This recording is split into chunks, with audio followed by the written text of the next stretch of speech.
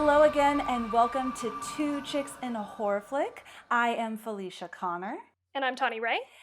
And we are so excited. Well, today we are talking about Halloween head to head. So the first Halloween and the Rob Zombie Halloween. But before we get into all of that greatness, we are super stoked to have an awesome guest and our first guest on the show. And we have Josh from Horror Movie Crew Podcast. So welcome, Josh. Thank you. Wow, that was quite the introduction. Wow. A game show host maybe or something. I don't know. I'm not used to that. See, on our podcast, everybody's mean to each other. And that's one thing I actually noticed earlier when I was listening to you guys was that you guys are really nice to each other. We are. That's true. So yeah. I wasn't sure how I was going to be able to handle it if I got, and not saying you have to give me compliments, but I mean, if you want to, go ahead. But I was just thinking like, man, I don't know how to be nice to people. And then on your last one I listened to, you were talking about how you don't like people that are mean to people. So I was like, maybe they don't like me, and that's why they're bringing me on here. No. Tawny and I, we are super. There will even be times where I'm editing and I'll slack her and go, I apologize if I irritated you in this episode. I seem like maybe I'm really irritating you. She's like, why? You didn't irritate me. It's just like, I was a little tipsy and I'm going on, and Tawny's face looks like, okay, get on with it. I have noticed you guys definitely have a little bit of banter back and forth. It's super fun. For sure. It's part of the reason, because whenever you listen to our podcast, it's basically like you're in a room hanging out with us, because that's essentially how it is when we're all together, because we're friends anyway. So when we're all hanging out, we give each other shit all the time. See, and I give my friends shit all the time too. I think Tawny and I don't know. Tawny and I have actually never met in person. Really? Yeah. Mm-hmm. We met in like this group, this like business development group. We were put in the same pod and we just clicked. We found out we both loved horror movies. We started a podcast. So we've never actually met, but we've talked. Gosh, I've talked to her probably more than even my children.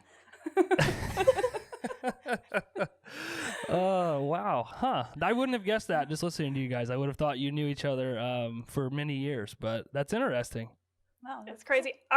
Here's a little fun fact. Our birthdays are one day apart. We're like weird, I don't know, we were just meant to be friends. Like we're weird soul sisters. So totally. You guys are almost twins. Yeah, almost, but twins. separated by like 20 years and one day. Oh, wow. I would have never guessed. Well, John, go ahead, Tawny. I just wanted to say what you said earlier. That is totally the vibe I get when I listen to your guys' episodes. Is like I am sitting in the room just with friends, like listening to them chat, which is like really cool. I think that's like part of what people want when they listen to podcasts. But Felicia, were you just about to ask? I was just going to ask us background. Yeah, I was going to ask Josh to share a little bit about himself and his awesome podcast, the Horror Movie Crew Podcast. Okay, well, I guess, let me see. What do people want to hear about? So basically what happened was the three of us have been friends for many years, and we, before all this COVID stuff, we had, we're all getting older and having families, and Jessica and I have kids, and not together, but we have our own kids. And we don't hang out as much as we used to, so we were like, we're going to make it a point, because we love horror movies, and that's generally when we get together, we drink a bunch, get drunk, and then end up watching horror movies. So Fun.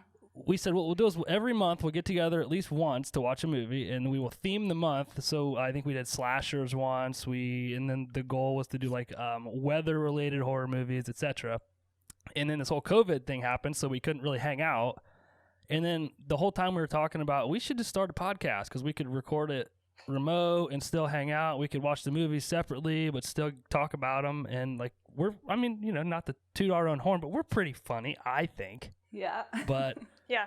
So we thought it'd be entertaining. So anyway, we were going to be called the Horror Movie Club, for the record. I like it. But I think Crew's cooler. But anyway, we got to watch one night of movies. We watched Friday the 13th, The Final Girls, and then Seth picked this god-awful 70s or 80s movie. It's like, I think it's called Saturday the 14th, maybe? I don't know if you've seen it. No. It's awful. But anyway, we did it once. The COVID thing happened, and then through the whole thing we were talking. So we actually only got to do the movie thing once, and then we were like, you know what? Fuck it.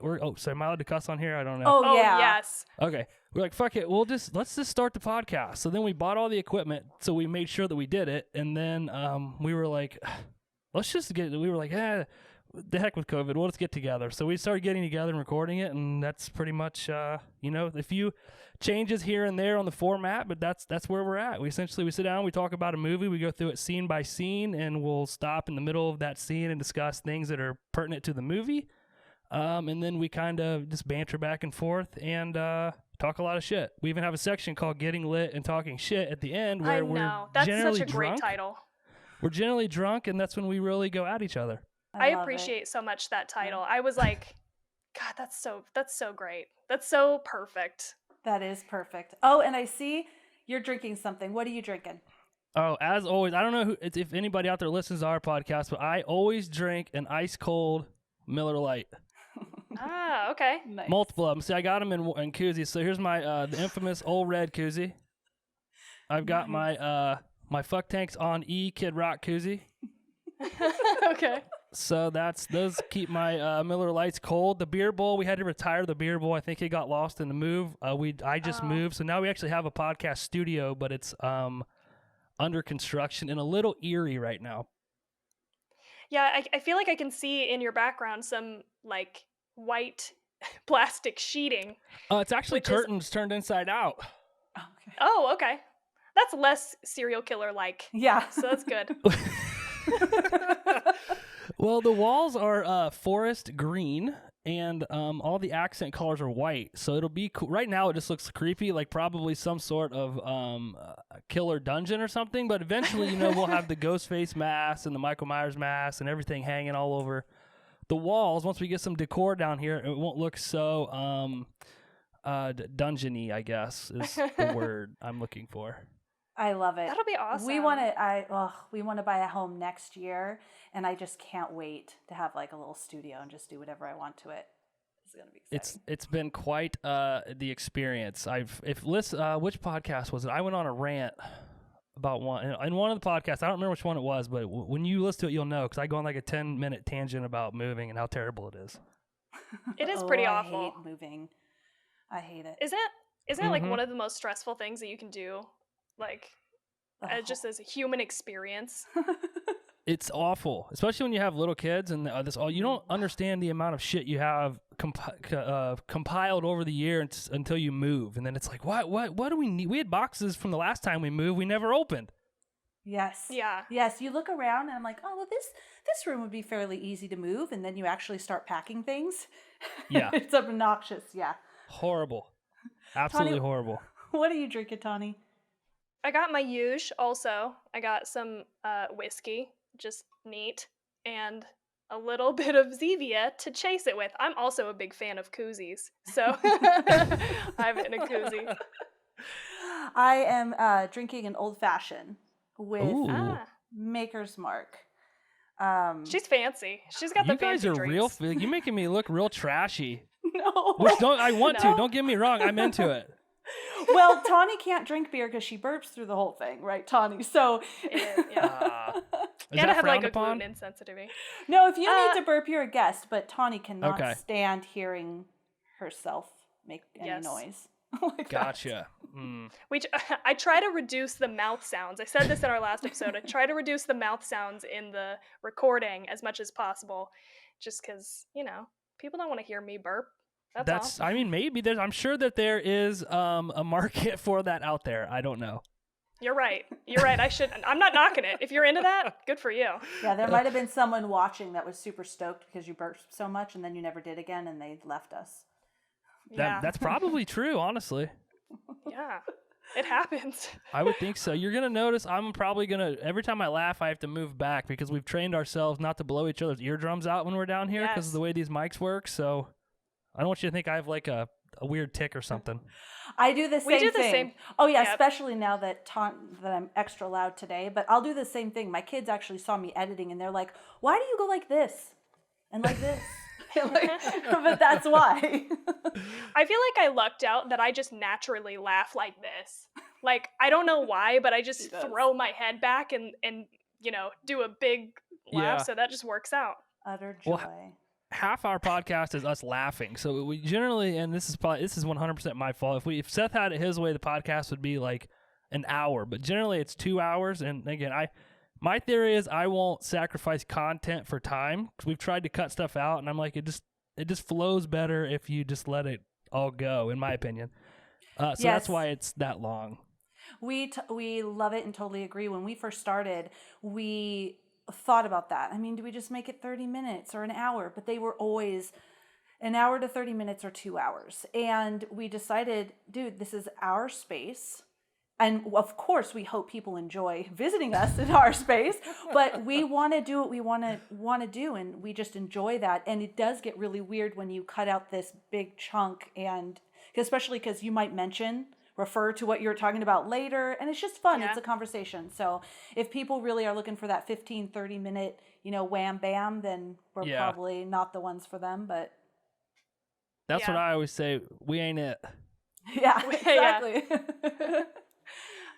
So before we move on, I just want to know, like, because now after listening to your guys' episodes, I feel like it's so weird, like, to like actually be talking to you, but I feel like I've never gotten a sense about like what, like, can you get, I mean, I'm going to put you on the spot here. This is going to be like, sorry, Oh, but that's I want to fine. I'm get, excited. I want to know, like, generally what, do you have a favorite genre? Like, what is your top 5 favorite movies? Oh God, because I hear you talk about question. I know. Well, that's why I didn't give you one. Don't give me one. Give me like a handful. I want to get a sense because I listen to them, one at a time, so I get your thoughts on the movie. But like, I don't know overall what type of movies you like. Okay, so you would gather from listening to the podcast that my favorite. Sorry about that can crack. Genre is the slasher genre. Seth, every podcast I think he says that I don't like a movie made before 1995 or 1996 when Scream came out. Which isn't true, because he's a fucking idiot, basically. But no, Scream is my favorite. Followed, I don't know if you listened to the Rob Zombie Halloween episode of ours yet, but followed by that. And I just like the slasher genre a lot. I mean, that's, if you look at, to plug our merch store, here's one of our shirts and our logo. I mean, if you look at it, it's got all the slashers on it. Leatherface, I have to look down here, hang on. Leatherface, Baby, Firefly from House of a Thousand Corpses, and Devil's Rejects. We got Freddy. We got Jason, Ghostface, and Michael. So that's awesome. And I designed it, so that tells you anything. That's okay. But and everyone else just had to deal with it. Yes. No, I think after all the work and effort I put into it, I probably sent them 80 different versions of this. And finally, they were just like, do whatever you want. Stop sending these to us. And that was cool. We saw your merch. I saw your merch. We were looking for shirts, like different shirts to wear. And I was like, geez, I just want our own shirts. You should. They're awesome. I think I'm the only one that's bought one, but what are you going to do? Exactly. No, we've sold quite a few, but so the slasher genre I love.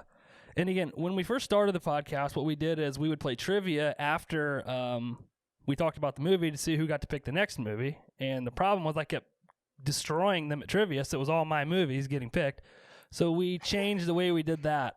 So if you look at our first probably 7-8 episodes, they're probably mostly Scream, The Ring, Texas Chainsaw. We waited to do all the Halloweens until October, but it's probably a long-winded explanation, but definitely slasher genre for me is my favorite, and that's really what I get into. Okay. Awesome. I avoided the top 5. I don't know if you noticed that, but yeah, I did. That's okay. I did. That's okay. We'll let it slide. You want me to give you the 5 that come to mind first? I can do that. Yeah. Okay, so Scream, Halloween, Texas Chainsaw, 2003. That's another. So you guys are going to find out. Sorry, I'm going to go off topic a bunch. I have very unpopular opinions in the horror movie community, just so you guys know. And I catch a lot of shit about it on Instagram. And you probably see that too if you follow our Instagram account. People love to talk shit to me online. But I like it. What are you going to do? I am so excited to have you on this with us here, though, because I agree, and I think I do too.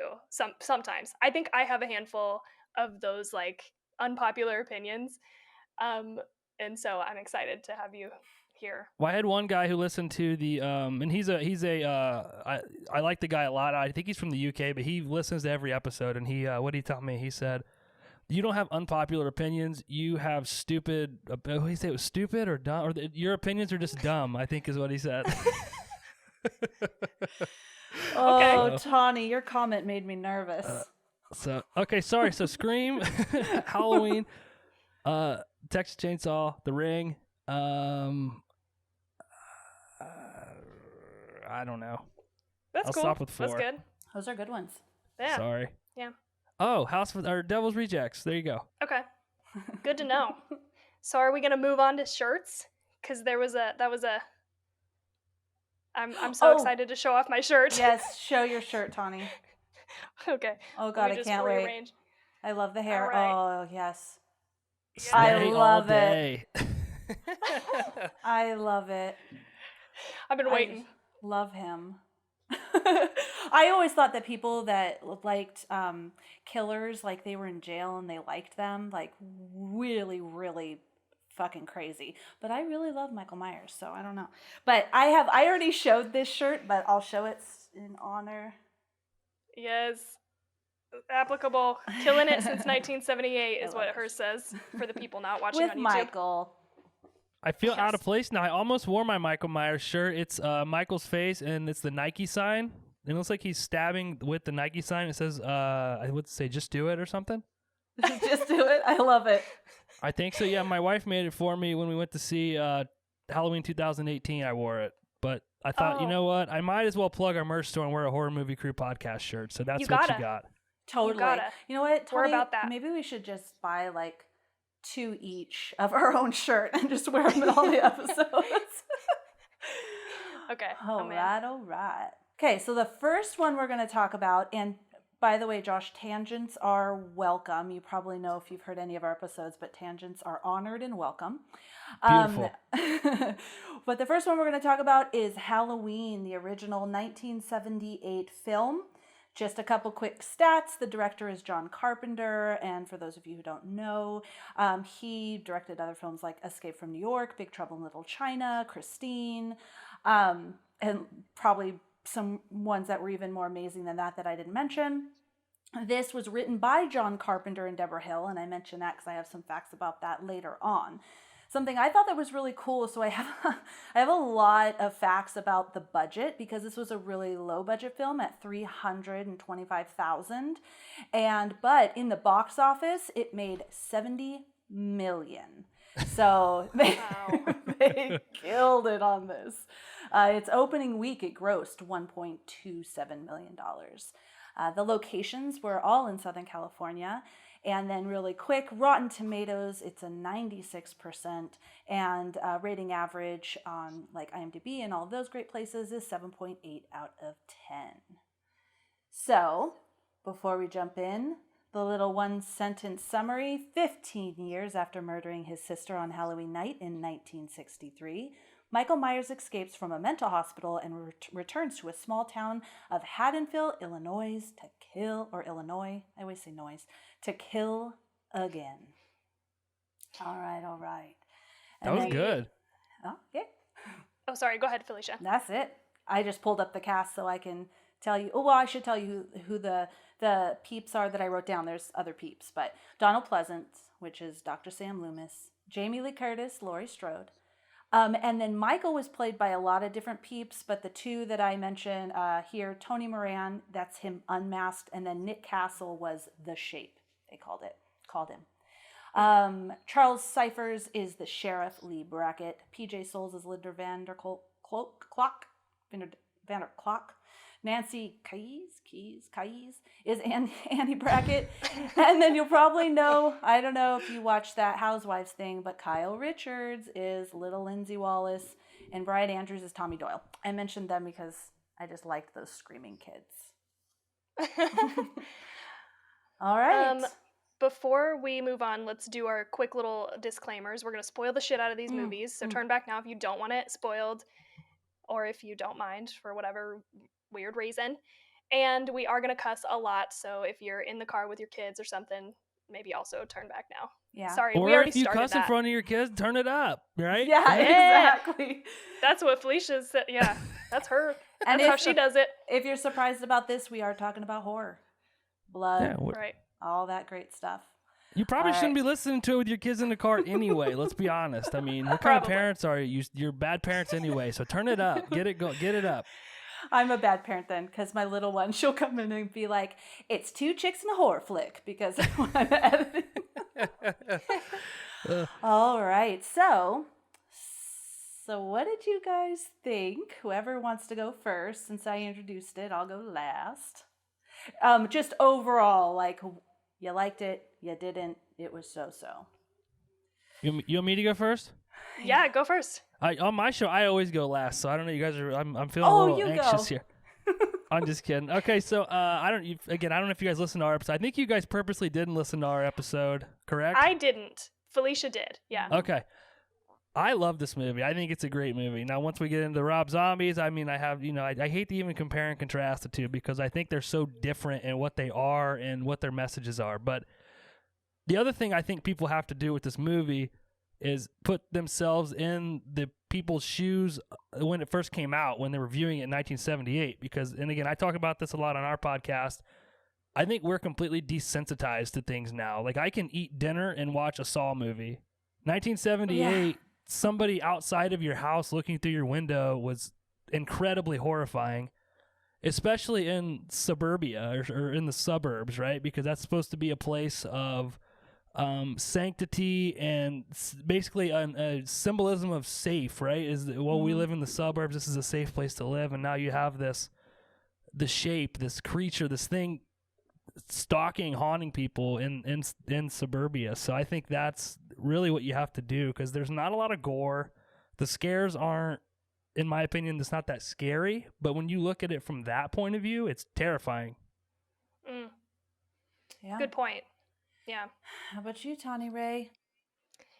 So the interesting thing about these two movies, for Felicia and I, is I have obviously seen, like, clips of this movie, but I had never sat down and actually watched the entire movie intently all the way through.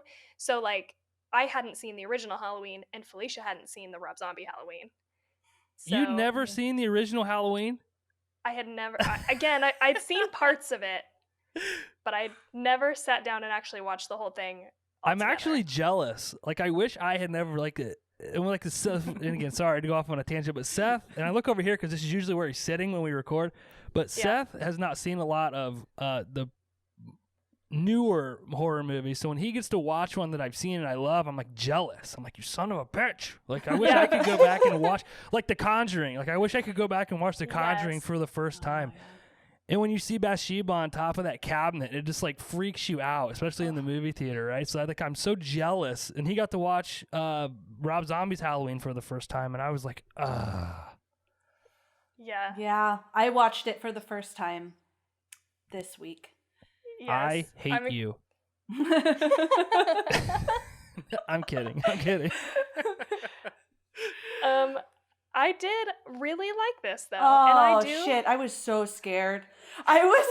Okay, like, Tawny, of course, can have any opinion she wants, totally. And, you learn that in management. Never say but, because it negates the rest.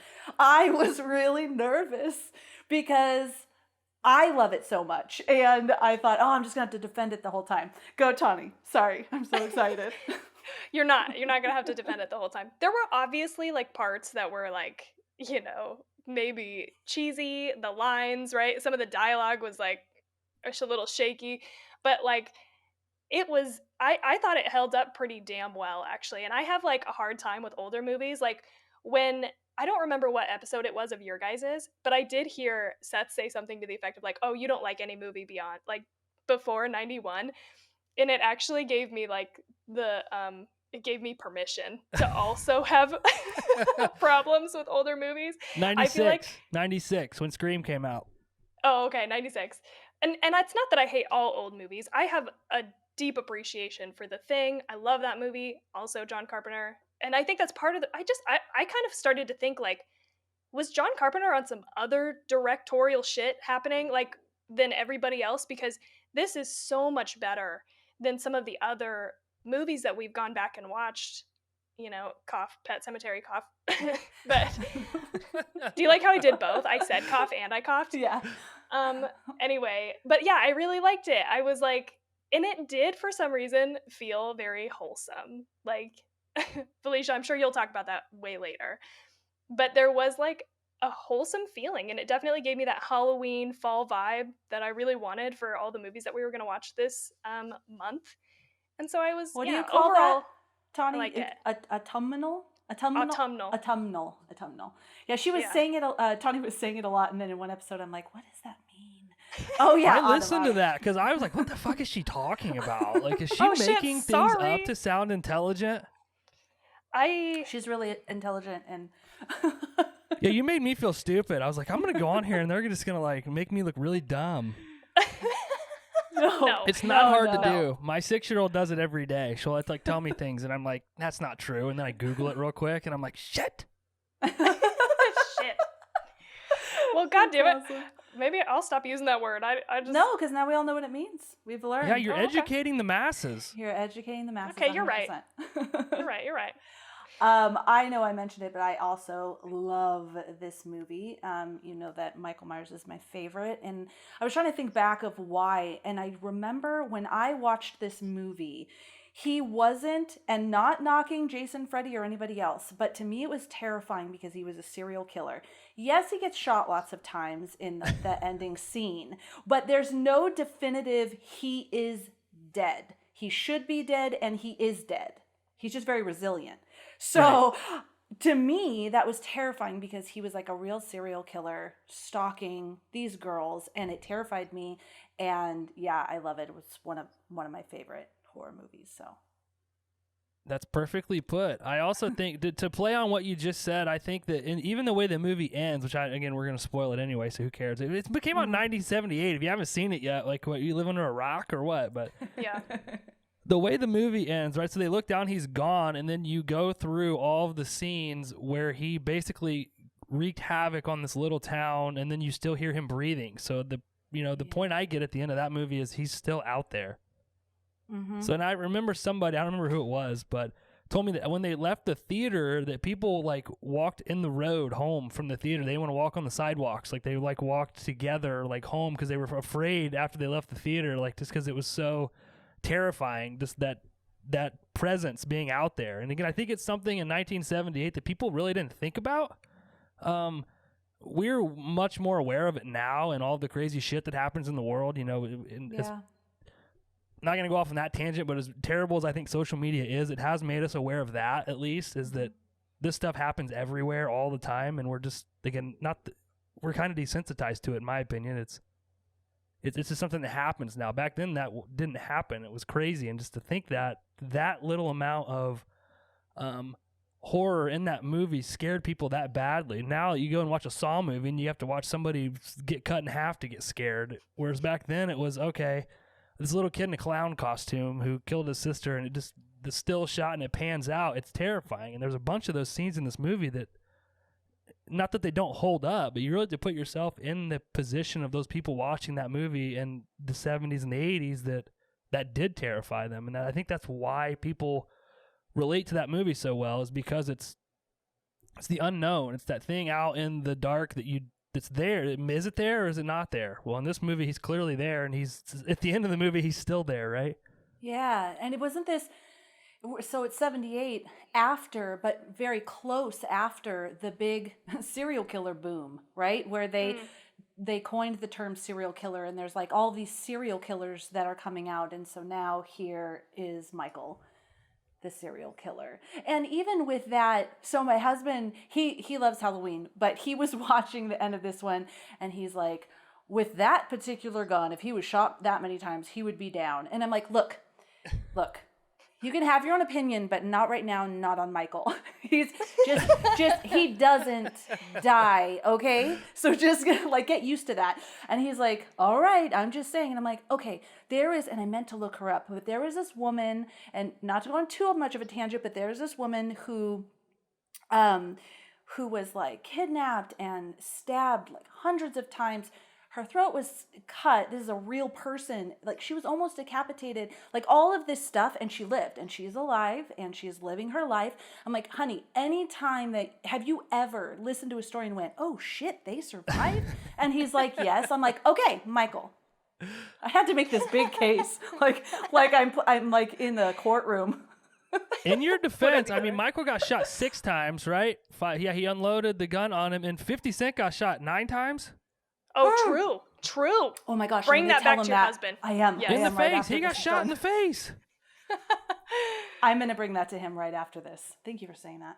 You're welcome. I'm here for all of your, all the dumb facts you need. I'm here. Oh my God. I love it. I wanted to tell you, this was probably my favorite fact. There was lots of interesting ones, but this particular one, and you may already know it, but that mask, the Michael Myers mask. So I mentioned that the budget was really, really low, and they wanted to get a very custom-made mask for Halloween, but they couldn't afford it. So they went, and for $1.98, they went down to like the Hollywood Boulevard shop, got a Captain Kirk mask, took off the sideburns, spray painted the hair brown, cut the eyes open a little bit more, and that is the Michael Myers mask is. Oh, and spray painted it white, sorry. Spray painted it, yes. And spray painted it white. So he is literally just like an altered Captain Kirk. Wow. I love It's a little that. bit of facts. That actually, not to diminish what you just said, but it is actually not a Captain Kirk mask. Did you know this? No, it's I a read William Shatner mask, but it's from The Devil. It's this movie where he is basically these witches, I think, turn him into some like disfigured being. Like his face melts off, and that's actually what the mask is from. William Shatner himself thinks the mask is a Captain Kirk mask. It's not, I promise you. No, I believe you. I usually read from these 3 different places, and they all said Captain Kirk. So I'm glad. Okay. You have to. I forget. Well, it's and I don't have. It's William Shatner though. It is William Shatner, yes. Because there's this awesome podcast. If you guys haven't listened to it, you should listen to it. It's called Halloween Unmasked. They did it. I forget who did it, but it is. It's on Apple Podcasts still, and it was right before Halloween 2018 came out. And they interviewed John Carpenter, Danny McBride, who helped write Halloween 2018. They interviewed Jamie Lee Curtis, and they just do a bunch of backstory on the Halloween franchises and everything, and that was one of the things they brought up, because honestly, until I listened to that a couple months ago, I thought it was a Captain Kirk mask also, and that's where I learned that. And I was like, dropping some knowledge on us. Thank God it's at least William Shatner. Yeah, it's definitely William Shatner. It's the right person. But yeah, everything else no one's gonna totally trust correct. me anymore. No one's gonna I trust trust you. You can cut this out. No, I'm kidding. You were gonna get off here and be like, that fucking Josh, he's not coming back here again. Yeah, so all of these facts I have here, I'm just gonna toss them. I'm just joking. So what were let's talk about some of the stuff that we really liked. Let's talk about some of the things that we really liked about this movie. I can tell you, I loved Michael Myers. I really liked, okay, I can say this. When I first saw the movie, or when I rewatched the movie and the girls were talking and stuff like that, and I had heard a podcast where they were talking about the teen girls in the movie and how silly they were. After watching, and we'll talk about it later, but after watching the Rob Zombie Halloween and then watching this again, I actually really appreciated the girls, because I felt like, and I won't go too into it, but can I say this one thing about the other one, but I won't go too into it? Okay. I felt like when I was watching the Rob Zombie one that the dialogue, and no offense, Josh, was written by like a teenage boy, what he fantasizes girls talk about. You know, that's what I imagined. Where this one, and by the way, Deborah Hill, who was one of the writers, she did write all the teenage girls' dialogue, was written by her. Looking at it, and of course it's dated, but still I was like, okay, yeah, they are interested in having sex with their boyfriends, of course. They're just teenage girls, but it was more teenage girl talk, in my opinion, in this one. And I mentioned before, I loved those kids, you know, the screaming and the fear, that they seemed really scared. And yeah, what about you guys? What are some things that you liked? I liked actually how smart I felt like Lori was in like the things that she did. I think there were a few moments that maybe weren't like this, but like when she throws that pot up at the house, she's running from Michael Myers, right? She's like running from him, goes back to the house where she's babysitting at, Mhm. and she's trying to get the boy she's babysitting to open the door, and he was like, you know, taking a sweet ass time, which was Jesus. really annoying. I was like, just fucking somebody's screaming bloody murder outside your door. Of course you're gonna open it. But I guess it is Halloween. I'll give it that. Like people are fucking with other people. It's you No, know, dude, whatever. you're on the right path. He's a kid. And his Yeah. babysitter is screaming bloody murder, and all night he's been terrified about the boogeyman. And I was like, "What, Lori? Okay." Right. It's stupid. But sorry, So- go. But she can't get his attention, and she like throws that pot up there to like make a big sound. I was just like, damn, I actually don't think I would think of that in that moment. I thought that was really smart. And like when she throws the chair through the window to get out of the house, like you just never see anybody do that, I feel like. Like that was just, I don't know, I felt like there were moments in this movie where she was like ultra smart, and I liked that. I really liked her. I liked this Laurie Strode a lot more, but I won't get into that. But I really liked her because she was like, you know, a good kid that, you know, really tried to think things through, respected her parents, I guess. You know what I mean? But she was also a teen, like she was smoking weed. She was a good babysitter. She wasn't too like, I'm so good and happy and I smile all the time. No, she, you know, she was nervous and yeah, I loved her. She was normal. Yeah. Yeah. Oh, is it my turn? Yeah. Yeah, go ahead. All right, things we liked. I'm not gonna, Felicia. We're gonna have a very good conversation when we get to the Rob Zombie. I can Oh, I tell know. already. I know. So okay, the first thing I want to say that I really liked about this movie is the fact that, and again, I think when we get into the Rob Zombie stuff, we'll talk about it. But Laurie was never meant to be a sibling of Michael Myers in this movie. She was just this unfortunate person that happened to drop this paperwork or this key. I think it was the key in this movie. She dropped this key off at the Myers house.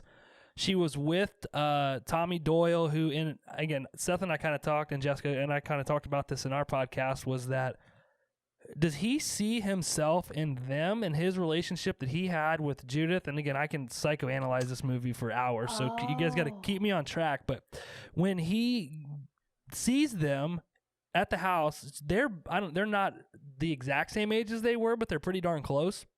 So is that why? And even in this movie, he doesn't just stalk Laurie; he stalks Tommy because they have the scene with the bullies at the school where he's following that's right. Tommy. So he isn't just after Laurie in this movie; he's after Tommy. Laurie happens to get in the car with Annie, and I think he follows Annie's car, and that's how he ends up where Annie's at. So he never, in my opinion, necessarily was after Laurie for any reason other than the fact that she was just an unfortunate person in the wrong place at the wrong time when he broke out and happened to come back to Haddonfield. I read that as like he was stalking the little boy because he overheard that conversation about her babysitting him. So he was like following him around to figure out where he would be so that he could locate her. But that is a very good thought, and it didn't even occur to me. Didn't even occur to me either. So it might that remind I him. really enjoy that aspect of it. The other thing, and here we go. This is where we're going to disagree. Is I actually have a note. I'm working off this beautiful paper here. I got hers too. have these papers, and I also have a Google Doc up. I'm an idiot and got rid of all of our notes from our podcast because I was thinking like, shit, if I still had those, I wouldn't have to redo this. But I think Laurie is not the star, in my opinion, is not the star of this movie. And it drives me crazy because I put out polls and stuff on Twitter and Instagram and stuff. And it's like when people are like, oh, Laurie, and Felicia, I'm sorry if this is you, but Laurie Strode is my favorite final girl. I'm like, why? Oh. She doesn't do anything. Again, I love this movie, so don't take it the wrong way. No, but it's like, I don't think she is my favorite final girl. I just liked how she played the character. okay. But So we're Michael okay still. Myers is the star of this movie. Like in Loomis, Oh, it's a yeah. Loomis Michael movie, and Laurie is in it because she's a babysitter. I mean, they were going to call this the Babysitter Murders before they changed it to Halloween because they thought they would get a better bang for their buck at the box office. And also, like you said earlier, the budget was so low that they thought, okay, we're just going to centralize this whole movie around one night because it helped with their budget and everything. That's right. But yeah, again, unpopular opinion. I'm sorry, but I don't know. So she thinks this person's stalking her, right? She sees him outside of the school. She sees him walking home. She gets home and she goes in her bedroom and he's outside by the clothesline. And then she lays down and takes a nap. Yeah, good point. Like, what? Like, I'm going to make my girls, I have 2 little girls, I'm going to make them watch this movie. And this is not what you do. Okay, so I thought that too about that when she was looking out the window. So I don't know if it was just like the effect of the movie, but when she was looking, she was literally staring. He was there. She did not break her gaze. He was not there. Yes, I know. So did that she drove me think crazy like too. she was just seeing things or something or going crazy? But Yeah, well, when Yeah, I she was lays also, like- down, she says, get it together, or I got something, but it's like, No, like you should be worried about that. Here's my version of this. This is what drove my ass crazy. Is in the very end when you kind of think he's dead, and she straight up turns her back to him for the next like 15 fucking minutes. I was just like, no, like, dude, I mean, Tawny, again, I think that. Oh, sorry. No, continue. I think she made good choices in other parts, but this was the dumbest shit I've ever seen. I mean, and again, I have to kind of put myself in the shoes of like, okay, there weren't like a shit ton of slashers, maybe, like it's I don't know, maybe it was a different situation then, but that drove me. No, you're you absolutely would not take right. your eyes off. You'd be like, Because first of all, not a chance, motherfucker. dude. Okay, we were talking about what we liked, but she Sorry. is downstairs. She takes the thing out of the knitting needle. Great. Stabs him. Oh, he's there. Oh, let me just Yeah, on the relax couch. here on the couch. And then when she was upstairs, when the part you're talking about, Tawny, she comes out of the closet and she has the knife in her hand. She drops it right next to his body. Oh yeah. Then goes to the doorway, turns her back to him, and whimpers. Yeah. She's crying. 100% agree. I think, I think they do a great job in the beginning of trying to do some character building. I think Deborah Hill did a fantastic job, like you said, of writing these female characters. And on that podcast I listened to, Halloween Unmasked, I think John Carpenter leaned on her heavily to write those parts, and she had a lot, because and again, nothing against John Carpenter. I know he's a heavily loved director in the horror genre, but I don't know that he did a lot of directing in this movie. You listen to interviews with Nick Castle, and the infamous Michael Myers head turn. He says that he just kind of did it on the spot. It wasn't directed. He wasn't told to do it. He just kind of did it. Really? Because I had read that was the only direction that John Carpenter gave Nick Castle was to look at that body as though it was a butterfly collection. But other than that, I've never heard that. Other than that, he said when Nick was like, well, what do you want me to do? He was like, wanted feedback. He was like, just move from mark to mark, from room to room, no acting. Yeah. So the whole I don't know if it's true. I just read it. The infamous head turn thing. I could be wrong, but I read it was just kind of, hey, I just said, I don't know why I did it. I just did it. And then again on that, I can't take credit for anything, but on that other podcast, they talked about how John Carpenter didn't give. And again, this was Jamie Lee Curtis's first acting gig. And she only got the spot because John Carpenter wanted the daughter of the actress from Psycho, right? Yep. So it was her first acting gig. So and again, he didn't give her a lot of direction. Anyway, at the end of the first shoot, Deborah Hill, who was John Carpenter's girlfriend at the time, told him, "Hey, you need to call Jamie and tell her that she did a great job today." Because she was at home thinking, and he called and she was like, "I did terrible. I'm going to get fired." And then he called her and she was like, "This is it. I'm done." But he called to tell her she did a great job because Deborah Hill told him to. So I don't think she gets nearly enough credit for her contributions in this movie. I did see that I did read that they were actually dating at that time.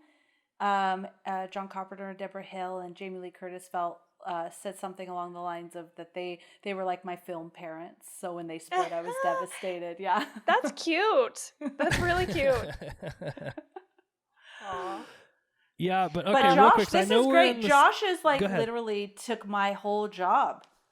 Oh, shit, I'm all sorry. of these facts. I'm like done. No, I'm just drinking my Manhattan and my old Well, fashioned. they're all from our They're all from our podcast. So I'm sorry. I just come. I'm No. regurgitating them. Regurgitate's good. Okay, sorry. I know we're in the section where we talk about what we like. So let me. Sorry, I jumped into the Jamie Lee Curtis thing or the Laurie Strode thing, but the movie has so many iconic scenes. So you look at the Michael in the beginning and the clown mask at the beginning. That's like a horror movie scene. It's just a horror movie icon. That scene where they pull the mask off Michael as a young boy. You've got Michael at the school where Laurie looks out the window and he's behind the car. The bushes scene. You see that all over the internet. Memes, GIFs, however you say it. Again, I'm a dumb hillbilly. I don't know, but you always see Michael behind the bushes and then he's gone. The other one I really like is, again, the clothesline scene. Then you look at the Bob sheet scene where Bob is under the sheet, but really it's Michael with the glasses on. And then even at the end, even though I think it's absolutely stupid, and Jessica and Seth kind of changed my mind on this because I actually like this scene now, but Jamie Lee Curtis, Laurie Strode, when he's after her in the house, in the closet scene, she actually goes out and opens the balcony doors and then gets in the closet to make him think she went outside. The balcony, yeah. Which I never really realized that. So I was like, why is she getting in this fucking closet? Like, it's the worst place you could get is in the see-through closet. Oh shit! Yeah. I didn't ever realize that either. Yeah. Yeah, I thought the same thing. Like you're in this tiny, like closet. He knows you're. Oh shit! Okay. Yeah, So she that was opens another. Go ahead. No, I was just gonna say I did pick up on that, and I did think that was smart of her. Like, oh, I'm gonna throw him off the trail, but then she did not do a good job of keeping quiet in the fucking closet. That drove me crazy. My husband actually said, because he doesn't watch a lot of, he doesn't like horror movies, he doesn't watch a lot of them with me, but he happened to be sitting there, and he was like, "Can she shut up?" But he watched the Rob Zombie version with me. There's very rare that he watches it. He watched that with me, and he said the same thing. What is it? Why? And I agree. Like, I mean, utter terror. It seems like you would be able to just like shut the fuck up, just out of utter terror. But maybe not. I don't know. Sorry, keep going. Sorry, Josh. Thank you. No, you're good. So then again, that closet scene, it's iconic. It's, again, you see pictures on the internet, videos on the internet of that closet scene all the time. So again, this movie has a ton of recognition. Like, people see those specific scenes and they know it's Halloween from 1978, right? So I think that's something they did a great job of, is just creating those iconic scenes. And again, I kind of have mixed reviews on the movie, but as a whole, I love the movie. It's just, you know, I think that it does carry itself well later. It does age well. There's just certain things like the Annie death scene in the car where it's like she just all of a sudden dies. And I didn't catch that he actually cuts her throat. Did you guys catch that? I don't think so. I So don't he's think I I'm not strangling remembering her. what this is. Yeah, he's strangling her in the car, and then he cuts her throat at the end of it. But I didn't catch it because I was just. Oh, yeah. I was like, what the fuck just happened to Jade? Because Jade, my boyfriend, was watching it with me too. And I was just like, wait, what a minute? And he was like, I think he slit her throat. Because it was such a fast movement. Yeah. And it doesn't even seem like anything's in his hand. Yeah. I didn't catch it. And I've seen this movie so many times. And actually, my oldest daughter watched it with me the other night. And I had gotten up during that scene because I was getting something. And I sat back down. And I was like, oh, yeah. And she's like, yeah, he just strangled her. Like, that's what just happened. She was telling me he strangled her. So she didn't catch it either. Oh, okay. Yeah, I did. Seth actually caught it. He was like, no, I think he cuts her throat. And I'm like, no, I've seen this movie 100 times, Seth. No, he doesn't. You're an idiot, Seth. No. And he was like, no, I'm pretty sure. And then we did Halloween 2, and in the first part of that movie, you see that he cut her throat. I was like, damn it. No. So, yeah, I can't take credit for that. See, I have all these things, and I didn't come up with any of them. This is shit people tell me. That's where we get our shit. That's literally where we get our shit. We Google it. Something that I did really want to just take a second to appreciate is the phenomenal lighting in this movie. I mean, I was like, holy shit, this is so good. and it's so dark, but also you can tell what's going on, but it also feels so natural. I mean, it just was like, I was just really having a moment with the lighting. Can I tell you something about that? Yes. The dark lighting comes from necessity. The crew didn't have enough money for more lights. That's awesome. Oh, no kidding. Ingenuity. Yeah. I have a ton of low budget facts of all the that's things that they had to hilarious. do for low budget. Yeah, so I'm glad it works, but I agree with you because I've watched movies where it was so dark I have all the lights off. I have, like, it's at night and I still really can't see what's going on. So It drives me nuts. Like the finale of Game of Thrones, or it wasn't the finale, but you guys watch Game of Thrones? yes. It was the battle, the final battle with the Night King, and like the problem, the issue was we were all streaming it, and we weren't, like, if we went to a movie theater and watched it, it's just because our televisions couldn't update fast enough for us to be able to see what was going on. But everybody was on the internet just bitching up a storm. I had Because to it was turn too my dark. brightness all the way up to be able to see what was going on during that episode. Yeah, I was like a little kid in the candy store because I've been waiting on that, because I Me actually started too. reading the books first before the TV shows came out. So I was again, a lot of people bitch about the way that show ended. That could be a whole nother podcast. We'll have to do that on another one, but I could argue all day about that. But what are you gonna do? I am also a big Game of Thrones fan. I got super obsessed with it. I didn't start with the books. I started with the show, but then I went and read some of the books. I didn't get all the way through. I think I got halfway through book 2. But yeah, that was a whole thing. The thing that I appreciate about Game of Thrones, we're off on a tangent here, but listen. I'm noting it in my head for editing. Tangents include Game of Thrones. I finally felt like I got to be a part of, like, a worldwide show phenomenon. Like, I feel like I missed the boat on Lost. I watched Lost way after it was like a big deal, and so I was finally like a part of it, so it was significant for me. Anyway, totally I random. hated the fact that I had to wait week to week, because I told my friends, I was like, fuck it, I'm not, you know what, HBO needs to do the Netflix thing and just release the whole goddamn season at once. I'm not even gonna watch it. And then of course every Sunday night, like, I'm like, honey, we gotta get the kids in bed, we gotta get the popcorn going, because Game of Thrones is on. And of course, Yes. I just sat there. But I was like, yeah, no, I was 100% agree with you. I was like, it was just such a thing. It was cool to be a part of it. The closest thing for me to that was probably Sons of Anarchy, but I think it ran way too long. And by the end of it, I was like, we all know, sorry, spoiler, we all know Jax is going to die at the end of this fucking show. Can we just get on with it already? Jax is that Charlie Hunnam. Hunnam? Everybody listen, Okay. Jax is Charlie Hunnam.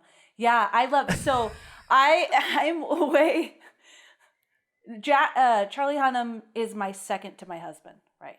My husband's number one, that is Charlie Hunnam. For Tawny, it's Jade and then Ryan Gosling. But I was You know what? That's late. not true. I just want to set the Oh. record straight. Okay, yeah, you right now. better, because Ian Somerhalder is number Who is 2. that? Ryan Gosling's up there. He's like top 5. But you know what? who's Ian Somerhalder. Somerhalder? Do you know who this is, Josh? No, I don't. No one knows. He was in Vampire Diaries, which was one of my guilty pleasure shows. And I never, you guys, this might surprise you, but I've never seen that show. I am shocked. I'm shocked because it is made for 16-year-old girls. So, Well, I mean, don't get me wrong. I did watch all of Dawson's Creek, so I mean, and I have them all. I have the box set of Dawson's Creek, so I mean, there's no shame in my game. anyway, sorry. Keep going. I have to say, yes, Game of Thrones I watched last year. And but Sons of Anarchy I also was on a little late. I loved Breaking Bad. That was the one that I watched as it was being released. And then Sons of Anarchy I just wasn't sure I'd be into this. And then I watched it and I was totally hooked. And then Game of Thrones, watched it last year. I remember the reason I remember specifically is because Mother's Day of last year, my children said, "Mom, what do you want for Mother's Day?" And I said, to do nothing and binge watch Game of Thrones. And when I'm hungry, there's food. And I don't have to do anything else. And they did it. They did that for me. It was great. That's very nice. Oh, that's beautiful. That's a gift. That is a It gift. was a total gift. I have some and sorry, Josh, if this is boring because you guys did a whole episode, but I have some low budget things I want to share because I found them so interesting. One of the things is how much the actors were paid. And hey, Josh, if at any point you're like, bitch, you're wrong. You don't have to call me a bitch. You could if you feel like it. I would in never a nice dream way. of calling you that word. You My can wife would totally run down the correct- steps and like she would Superman punch me across the room if she heard me say that. I'm telling Nice, you. nice. So Pleasance was the highest paid at $20,000. So Dr. Loomis. Jamie Lee Curtis, she got $8,000, and Nick Castle earned $25 a day. He was the Shape, and so for a total of $250. They wanted. my God. I'm not going to say all the different people, but they wanted all these different actors to play the parts, but couldn't afford them. So this was who ended up playing the parts, and also. Pleasance, if I'm right, Pleasance, he did it mainly because his daughter enjoyed Assault on Precinct 13, which was a Carpenter movie, and she enjoyed it, and so he accepted the part of Dr. Loomis. And Josh already talked about how Jamie Lee Curtis wasn't the first person. They wanted Anne Lockhart, who was the daughter of the woman in Lassie. And she also was really worried about the part because she felt she identified more with the other two friends. Like the what did she say? The more of like the smart aleck friend or any of the other friends, not the, kind of buttoned up and virginal type girl. Concerned. She was a cheerleader, so she thought she wouldn't be able to do it, which Josh had mentioned. She did question, I think that I just sucked in that part, and they had to convince her that she didn't. Nancy Keys, who played Annie, she actually, she was in Assault on Precinct 13, so he knew her, and she was dating Tommy Lee Wallace, who was the art director. And PJ Souls, she was actually in Carrie. So John Carpenter knew her from Carrie and really liked her work and said, and I didn't know what to think about this, because she's, so naked and everything. He's like, I wrote this part thinking of you for this part. Interesting. Yeah. I don't also know how I would to take feel that. about that. Yeah. Oh yeah, none of that was low budget. Sorry. So anyways, the cast wore their own clothes. And Jamie Lee Curtis, she got her wardrobe was a little bit of a splurge. It was $100 from J.C. Penney. Oh shit! Yeah, right.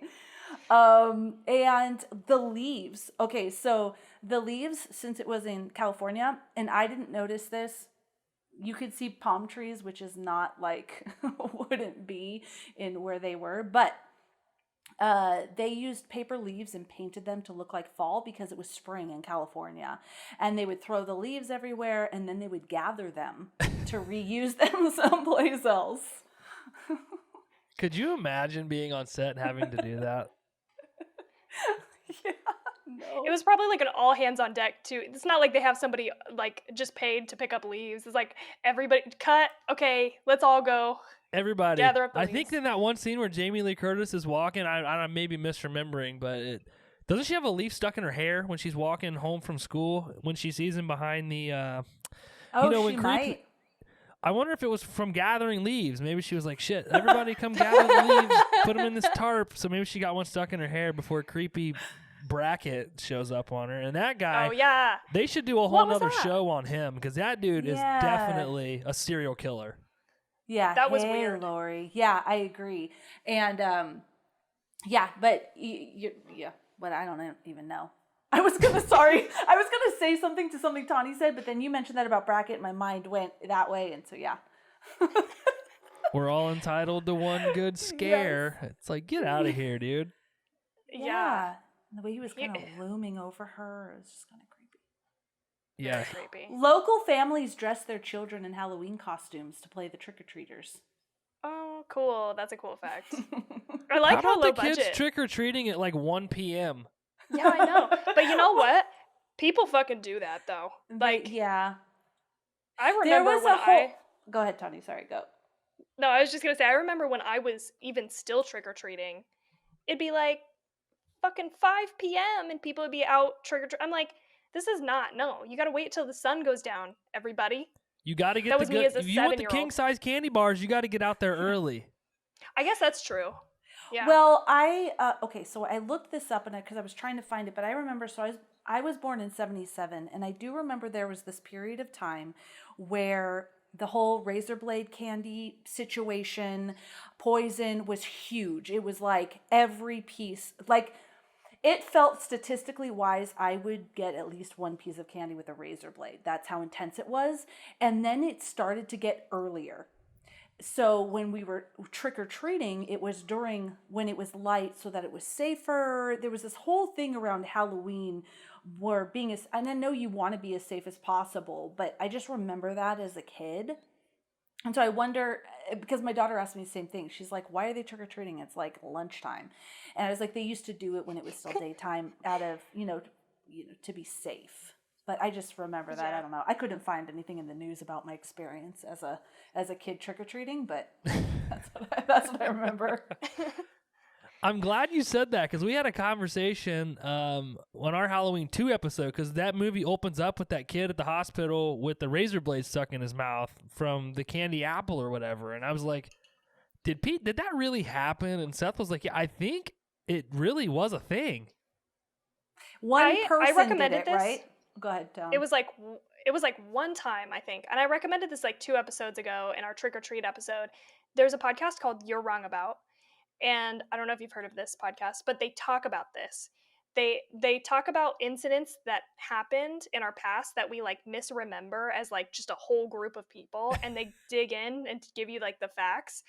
And this is like one of those like they talk a lot about like moral panics, like the satanic panic and like, repressed memories Yeah. and things like that. Exorcisms is like one of their episodes, but so they talk about this candy thing, and it is like, I think at some point it happened, but it's so like minuscule. It happened like one time and it got blown out of proportion, and the response was like way over the top. So now everybody thinks everybody's out there putting razor blades in candy, and it wasn't as big of a deal as people made it out to be. So anyway, I don't know the exact details, I don't remember, but I highly recommend that episode to check out just details on that.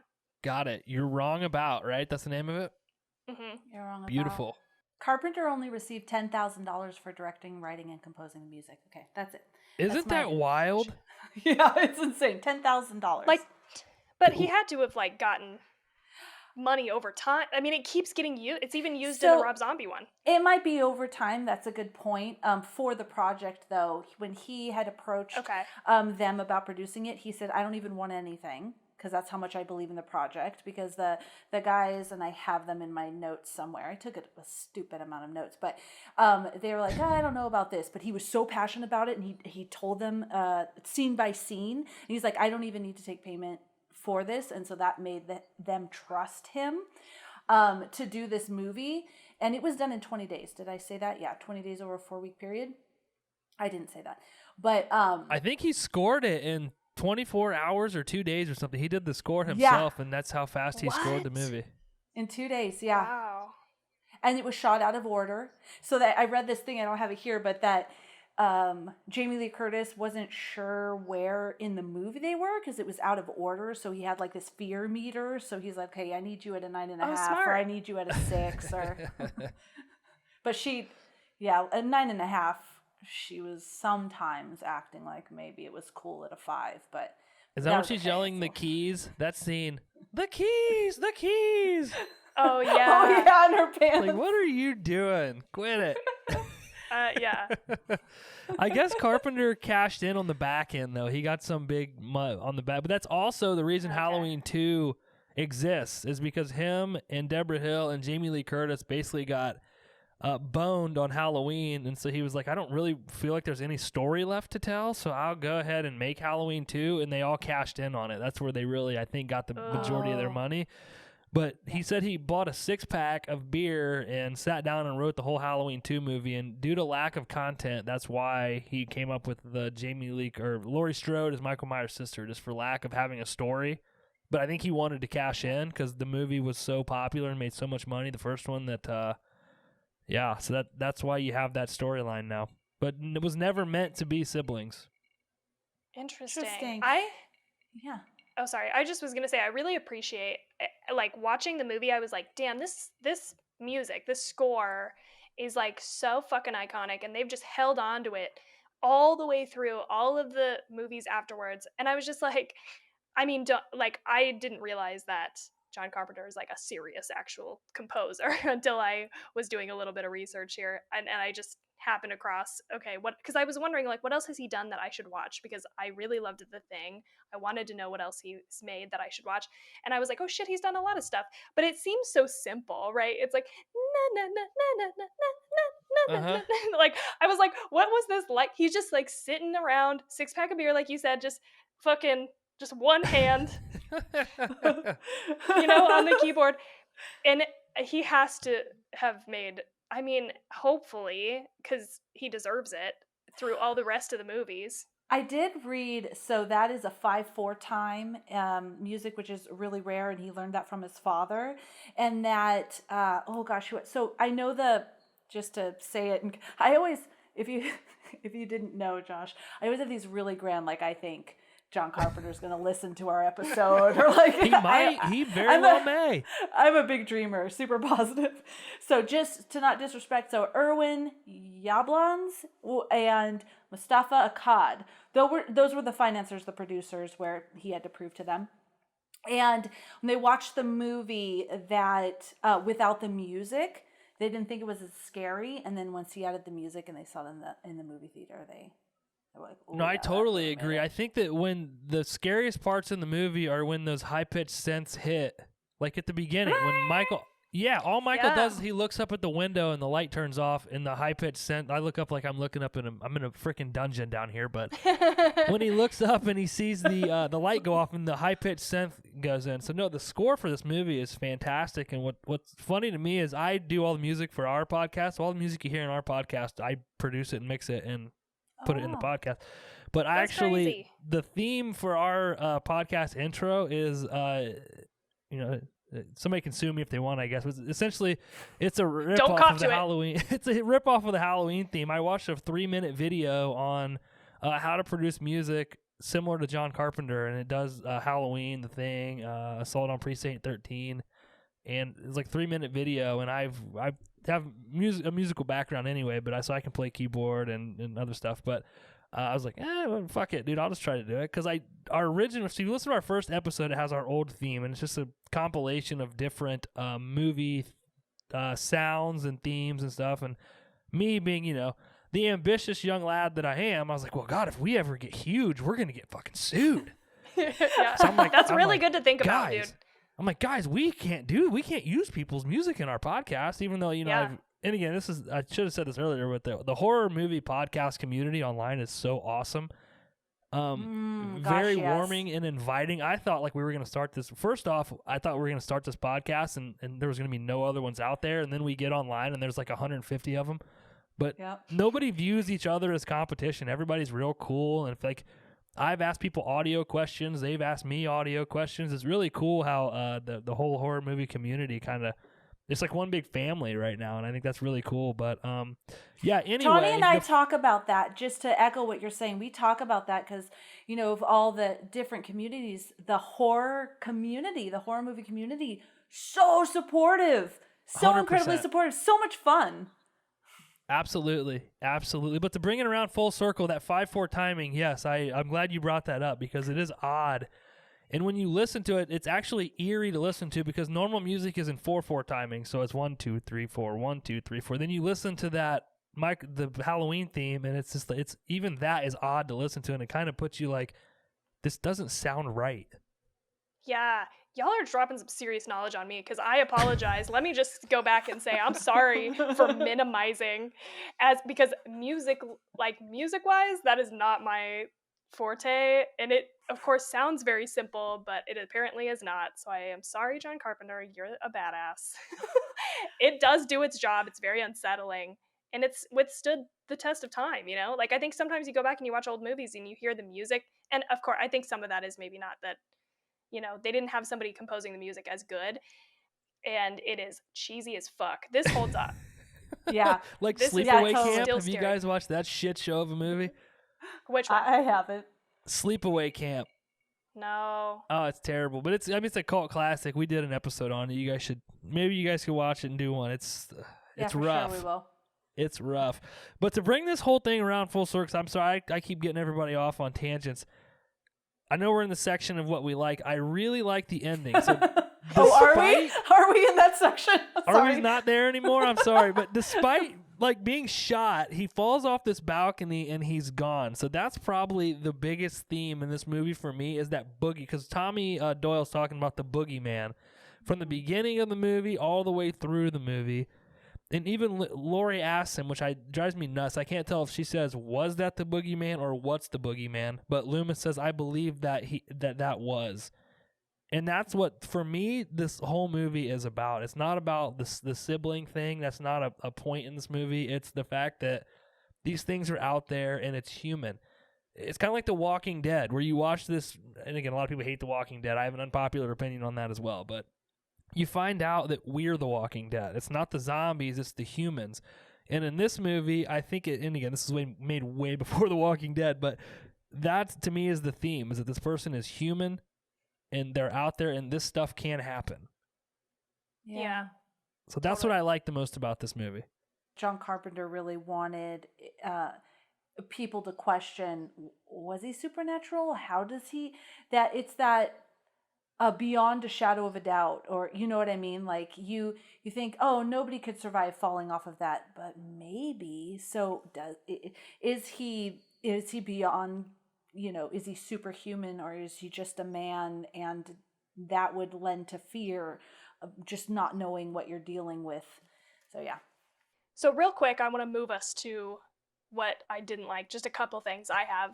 Number one, I was like, somebody kill this bitch so I don't have to hear the word totally one more goddamn time. Please. That was obnoxious. So it's funny that you said that, because there was like this little tidbit that she's best remembered, her name is PJ Souls, best remembered in the film for dialogue peppered with the word totally. We talk about it heavily on that episode of the podcast. I think Jessica does a great reiteration of that. It was totally the keys. You have to listen to it, but we got a bunch of them. We liked it so much, we thought about adding it to the intro. Oh my God. Do you know that at that point in time, she was married to Dennis Quaid? And I found this, and he was supposed to play her boyfriend in the movie, but he had too many movies he was working on. And I found this interesting, cute, I thought it was cute, little thing that when they were watching the movie, like when it was being premiered or previewed, she was a few rows back, but nobody knew she was there. She kind of just went to the movie and she was watching it. And in the scene where she kind of she's naked and she takes down the blanket and is like, do you see anything you like? There's this guy that said, hell yes, in the audience, and she loved it. She was eating that up. And then Dennis Quaid said, do you want me to go up to him and take care of this? And she said no. That's all. I just thought it was You funny. think he would have been like, yeah, like, hey, all right. Yes, my lady. What are you going to do? All right, Tawny, what else didn't you like? This isn't something that I like really hated or anything, but first of all, I did dislike the fucking teenage banter in this. Like, I just was like, okay. Like when the same girl, when she's like, I just didn't like this part where she was like, oh, you forgot your books? I forget my book all the time. I forget my math book and my science book and my history book and my science book and my social studies book. Like, it was just like, you could tell she didn't know what to say, and they needed like a longer piece of dialogue over him like driving in the car. It was just like, I'm glad you brought that up. So that whole scene of them walking home was only added to the movie because they didn't have enough runtime. Oh, nice. Okay. Yeah, so that's why that entire scene was added to the movie, and likely why they were. I don't know anything in it. Nothing against John Carpenter, but I don't know how much they were improvising during that scene. But that's definitely what they were adding content to the movie because it was too short.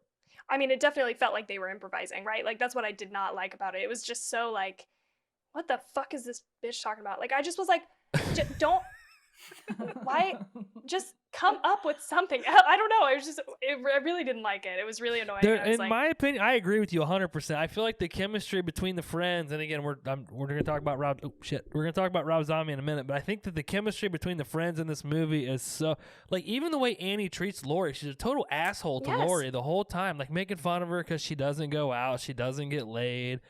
I think she laughs at her when she coughs when she's smoking the weed in the car with her or whatever. But it's like these girls are not nice to Lori. If anything, they use her so that they can have sex with their boyfriends, like Annie bringing the friend over, versus in the Rob Zombie movie, to me they feel like sisters. Yeah, I actually have here, Lori's friends are such bitches. That's what my notes say. Like, why is she even friends with them? They're so like bitchy to her. But anyway. Yeah. 100%. And then go ahead. No, you go ahead. Like when she calls her on the phone and doesn't talk to her, and you hear this noise in the background, then she's like, "Why did you hang up?" And she's like, "Well, you didn't talk." She was like, "Well, I was chewing." Like, "Well, why? Like, why'd you call her in the first place? Like, what do you want?" Yeah, that was weird. I just didn't. Their whole dynamic was not doing it for me. See, I hated their dynamic until I saw the Rob Zombie movie. Oh, man. Then I liked their dynamic. Well, maybe not their dynamic. I think it was more just the things they were saying, the way they were communicating with each other, but not really their dynamic. I do see what you're saying is in Rob Zombie, they really did seem like friends. They didn't treat that overly smiley chick, too like she was an asshole, where these ones did. Totally. You're and right. then the last thing just on my list is, this isn't something that I really like hated or anything, but I thought was very weird. And, I will take full responsibility for the fact that I was born far after this movie was made, and so I have no idea what the fashion was like or anything. But I was like, Jamie Lee Curtis looks like she's fucking 30. I couldn't, and maybe it's because I think it's because of her voice for sure. Like, her voice has not changed at all, and so she still sounds the way that she did then. But the outfit was not helping, and not that they had to like really sex it up or anything, but I was just like, she looks matronly. Like, it's finally what Jade said, was like, and I was like, you hit the nail on the head. She does look matronly. Like, I don't know. I just was like, something else wardrobe wise. Anyway, I didn't hate it, but it just was like weird. I was like, man, so you understood why she wasn't getting laid. And she was the only one that was actually a teenager in the movie. I know. She was like 19, right? I looked it up because I wanted to know. I was like, was she 30? No. Let me share with you one thing, besides the knife thing that I mentioned, where she just dropped it right by him, or that she was just whimpering and, that sort of thing, but whatever. And maybe I saw this the wrong way, but Dr. Loomis is going to this cop. He's like just stalking this cop in a positive way. Like, you have to get this guy. You have to get this guy. He's horrible. He's evil. He's evil. And then I have it right here. He's telling, so then the cop says that he will call a backup. Like, I think that we should put the word out. And then Dr. Loomis says, no, don't radio, because they'll see him on every street corner and look for him in every house. Isn't that what you want them to do? He's like, yes, but I think I'm gonna play devil's advocate here. I think that plays out in Halloween 2, because remember the guy walking in Halloween 2, they see the drunk guy walking. He has the same outfit as Michael Myers on, and they're yelling at him and screaming at him to stop. He walks out, the cop car hits him, and then the van blows up or whatever. But I think this actually, during that part, I agree with you. I was like, yeah, you're trying to find this guy. Let's stop him from killing more people. But with, by the way, the 4 cops that are in the entire yeah, the whole 4 police crew that they have there. But I was like, that actually makes a lot of sense, because then they're going to start killing people that aren't him, because people are, again, this isn't something that normally happens. Yeah. And so they're gonna see him everywhere. They're gonna be overly sensitive to these types of things, where maybe as before they weren't. And again, going off on a whole nother tangent, police are people. They're just normal people, right? They're people like us. Like if I was in that position and I know there's this serial killer out there dressed up and he's killing people, and then all of a sudden I see someone who may look like what they said that person was, and he's doing these things, I'm going to be like, what do I do here? But so like slitting throats or trick-or-treating? Like, like what? True. Are children screaming from him, or is he just kind of like, smashing some pumpkins? Right. But I see what you're saying. I totally see what you're saying. I thought they handled that a lot better in the next one. Oh, I'm glad you said that. But no, I get what you're saying. Like, okay, we're trying to find this guy. Let's radio it out and get. And I think in the 1981 Halloween 2, the guy that steps in for Brackett when he finds out Annie's dead, I think he does a lot better of sending the crews out and looking for him. And that movie has its own set of problems, but I think the police handle that situation much better in Halloween 2.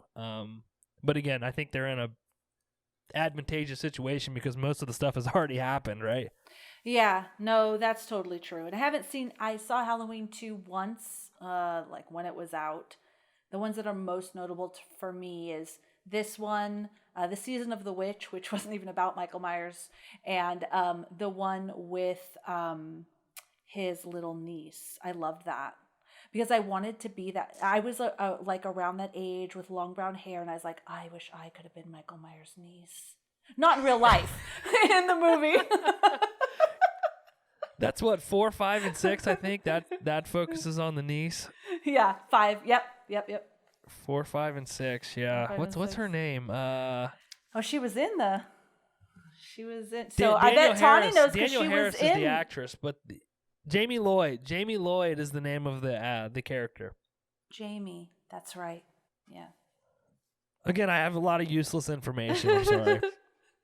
So for me, I guess jumping in to kind of pick up where you guys left off, I love this movie, so I don't want anybody to take this the wrong way, but the pacing for me was just really slow. Again, like you brought up, the walking home from school scene, probably could have done without the whole thing altogether.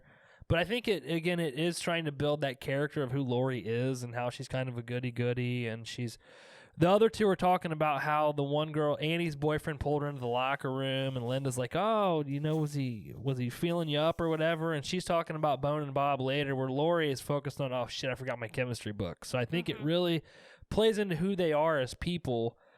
But again, it was just so slow. And I actually watched it twice for our podcast, and the second time I watched it with Abby, my wife, and there was a few parts where she just started laughing at it. She was like, "This is ridiculous." But yeah. Again, I think you have to put yourself in somebody's shoes that's watching that in the 70s or the 80s. It's just completely different than how we view movies now. So I think, and again, my rating of this movie plays into that, of me putting myself in that position versus 2020 watching that movie. The other thing for me is that you have to really consider, and probably why they're my two favorite movies, what this did for the slasher genre in 1978, and it's not the first. That's another misconception, is that it's like the godfather of slasher movies. Well, Black Christmas and Texas Chainsaw came out way before this did, right? But at the same time, it didn't make as much money. It wasn't as big at the box office, etc. So that's why this movie is kind of heralded as that. But it sparked all these Friday the 13th, Sleepaway Camps, etc. All these movies. Nightmare on Elm Street, all these movies came out after this movie because of this movie. And for me, that's what Scream did in the 90s. In my opinion, from 90 to 96, there weren't very many good movies in the horror genre that came out. Yes, you have Silence of the Lambs. Yes, you have Candyman, etc. But Scream was like a freaking jumpstart to the horror genre and what it did moving forward.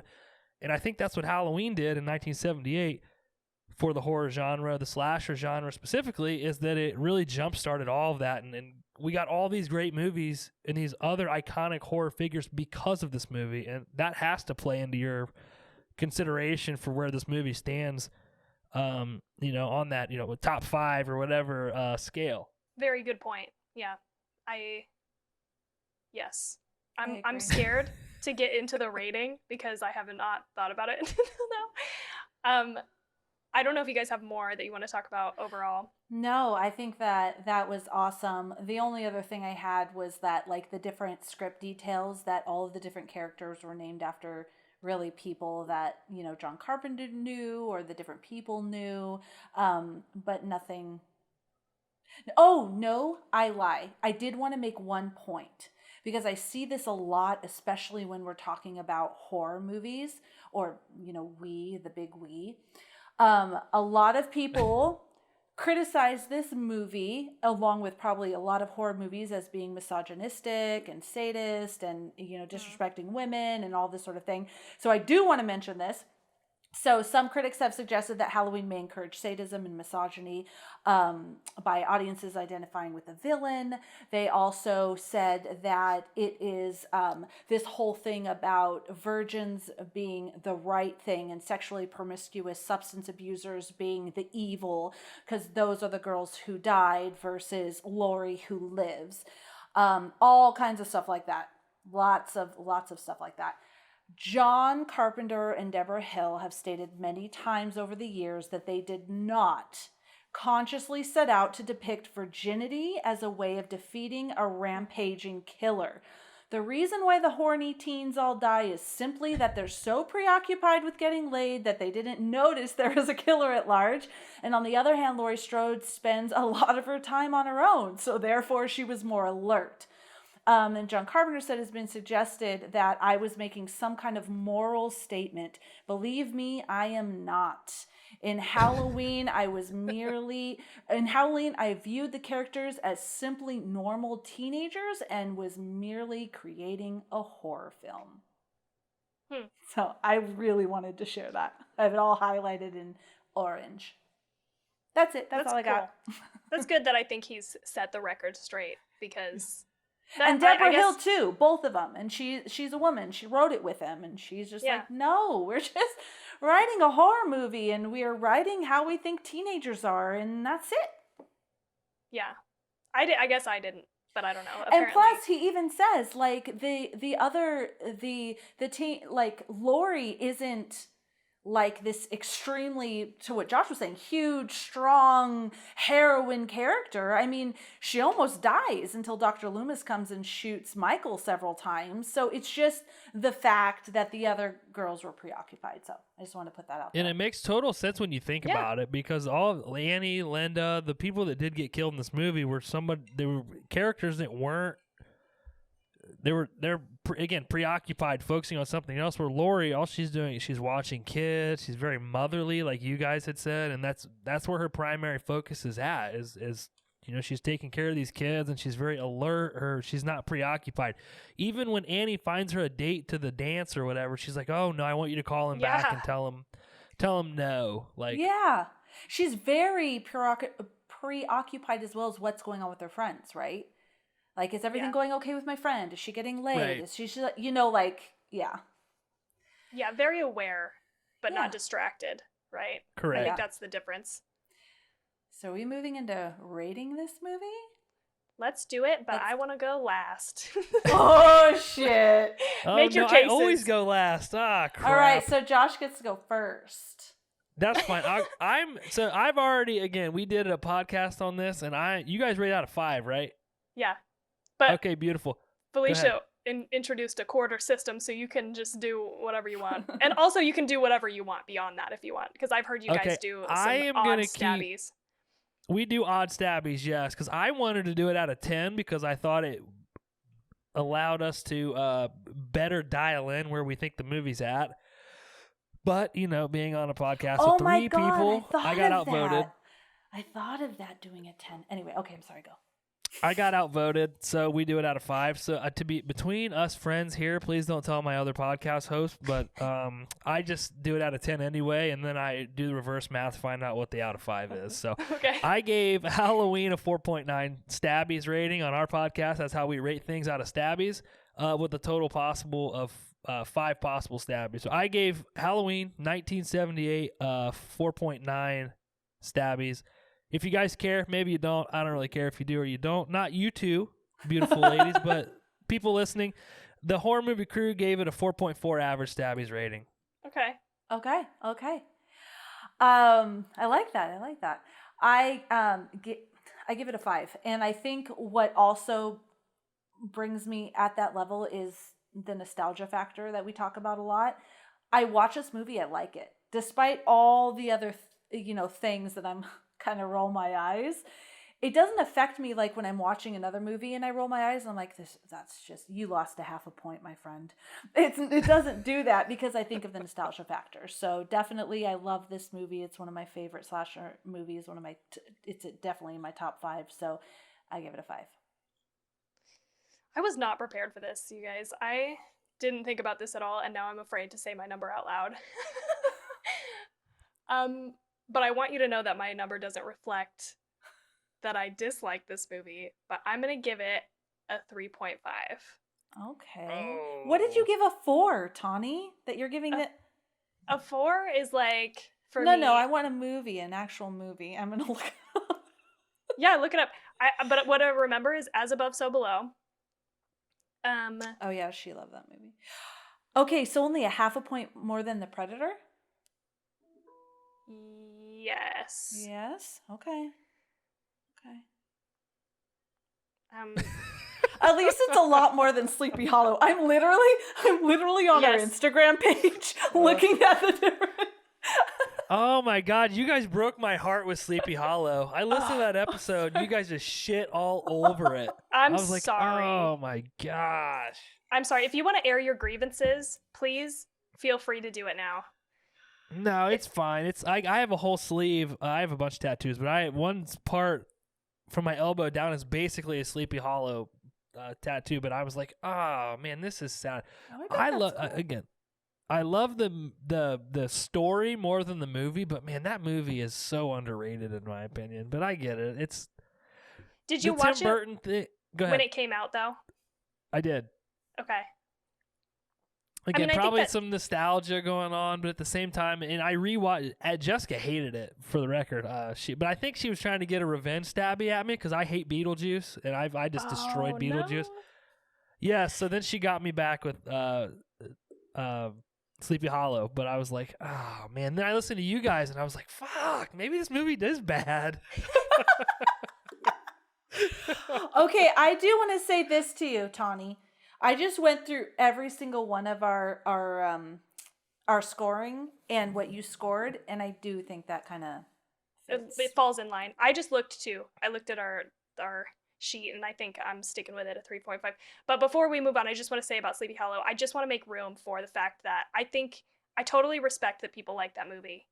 I don't, you know what I mean? Like I just want to say that because I disliked it because I watched it for the first time now, and it like some of the stuff doesn't hold up and some of the humor isn't good for me. Like I just respect other people that they like that movie. So I'm sorry. I apologize that we regard, and I'm sure people feel that way about Creepshow and Pet Sematary because we kind of shit all over those movies too. No, you were pretty spot on with Pet Sematary, but oh man, that was this is not what I remember. well, the new, and again, this is probably not a popular opinion, but the new one, I love the new one. So I think I gave that a 1.5. The new Felicia one, right? hated that one. I hated it, and I have 3 daughters, and I'm super paranoid. Like literally, my 17-year-old today was like, "Hey mom, can I go spend the night at my friend's house?" And I was like, "Yes, but if they want to take you to like a forest or if they're acting shady, like I don't want any like freaking Slenderman shit going on." And she literally texted me, "Hey mom, just wanted you to know that we're going to stop by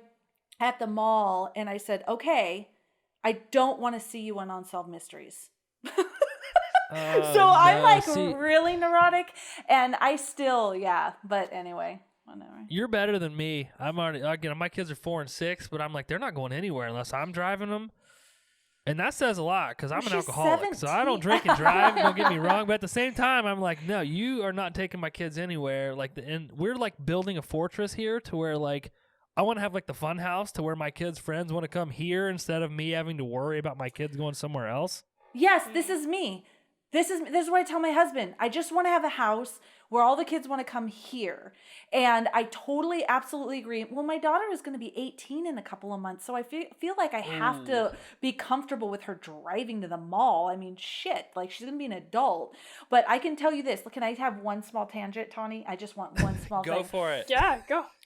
I have to relax on at least the YouTube true crime because I just watched all of Unsolved Mysteries today. I have to relax in some area because this is what happened. I watched 31 and both Rob Zombie 31 and Halloween back to back. Then I was lying in bed, thought I heard a noise. Fast forward to an hour later while I'm sitting there churning in my head. My littlest one, since it's cool here now, because it's usually in the triple digits and now it's nice and cool, I was like, I should walk you to school because it's so beautiful. And she was all amped. By the next day after watching all that, I have convinced myself that it's a horrible idea because if there's a predator, they're going to see us walking. They'll be able to track our movements. They're going to, I had this whole fucking thing in my head. They'll know where we live. So when she woke up, I was like, oh shit, we woke up late. We can't walk to school. I'm sorry. She was so mad at me. And it's so ridiculous. And I know that. But, my husband's like, you need to stop watching that stuff. And I'm like, but is it going to happen? Probably not. Could it happen? Yes, because it has. So all the people that it happens to probably said, this won't happen to me. Yes. I couldn't imagine until it this does. Happening. Exactly. No, that's a whole nother podcast again. But maybe we can start a helicopter parents podcast. Oh, yes. If you want your kids to hate you when they get older, listen to us. No, having them, because I know my older ones, she's like, LOL, okay, Mom. Oh, but you know what? Her friend, I swear to God, this is my last thing for now. That my oldest daughter's friend is a photographer, so they'll do photo shoots. Literally last weekend, they were at a location doing a little photo shoot. They were walking to their car, and these two guys in a truck were driving down this main road, slammed on their brakes, and pulled over, waiting for the girls to approach. They, because I have let my children know they can't trust anybody, my oldest one's like, fuck that, we're going towards this neighborhood. They started to go that way. Well, thank God, I don't know who it was, but they eventually drove away. This woman who was behind them and noticed the whole thing circled all the way around, found my kid, and said, girls, are you okay? I saw those guys. I just want to make sure you're okay. They're like, our car's right there. We're going right there. Made sure they got to the car. So thank you to that woman who, I don't even know if she'd listen to this, but thank you. But yeah, so I think she's probably listening. That's just the other day. So I can't take any chances. No, crazy stuff happens all the time. Yeah. That's my question though. Did your daughter yell "Hey creep, speed kills" before he slammed on the brakes? No, actually, like the Rob Zombie film, she went, "Hey, you want some of this young snatch?" Everybody listening, this is not true. No, she said, "Fuck that," and ran directly towards the houses. But luckily, she had seen Rob Zombie's Halloween remake and yelled, "Hey, creep!" Then you can't get mad at the guy for slamming on the brakes. Oh my God. I just don't, yeah. And everyone's like, oh, Felicia, my husband's like, I can't believe you were even able to leave the house. I can walk at night. I'm fine. It's the kids that I'm worried about. And the whole reason I said that is because my kids still go out. They do their thing. They just fucking know. So don't even try. And she's like, hey, Mom, I'm at the mall, but don't worry. Her friend, she has her brass knuckles. Cool. Because when they were little, I taught them when they were little, kick, scream, bite, fight, fight, fight. They were in elementary school and they knew that. So whatever. I stand by my parenting. I don't have kids, but if I did, I'd be doing exactly that. It definitely opens your perception of everything. Everything. God, everything. I'm scared it's enough, terrifying. y'all. I don't need kids. That's the whole thing. Just don't do it, Tawny. It's great, but don't do it.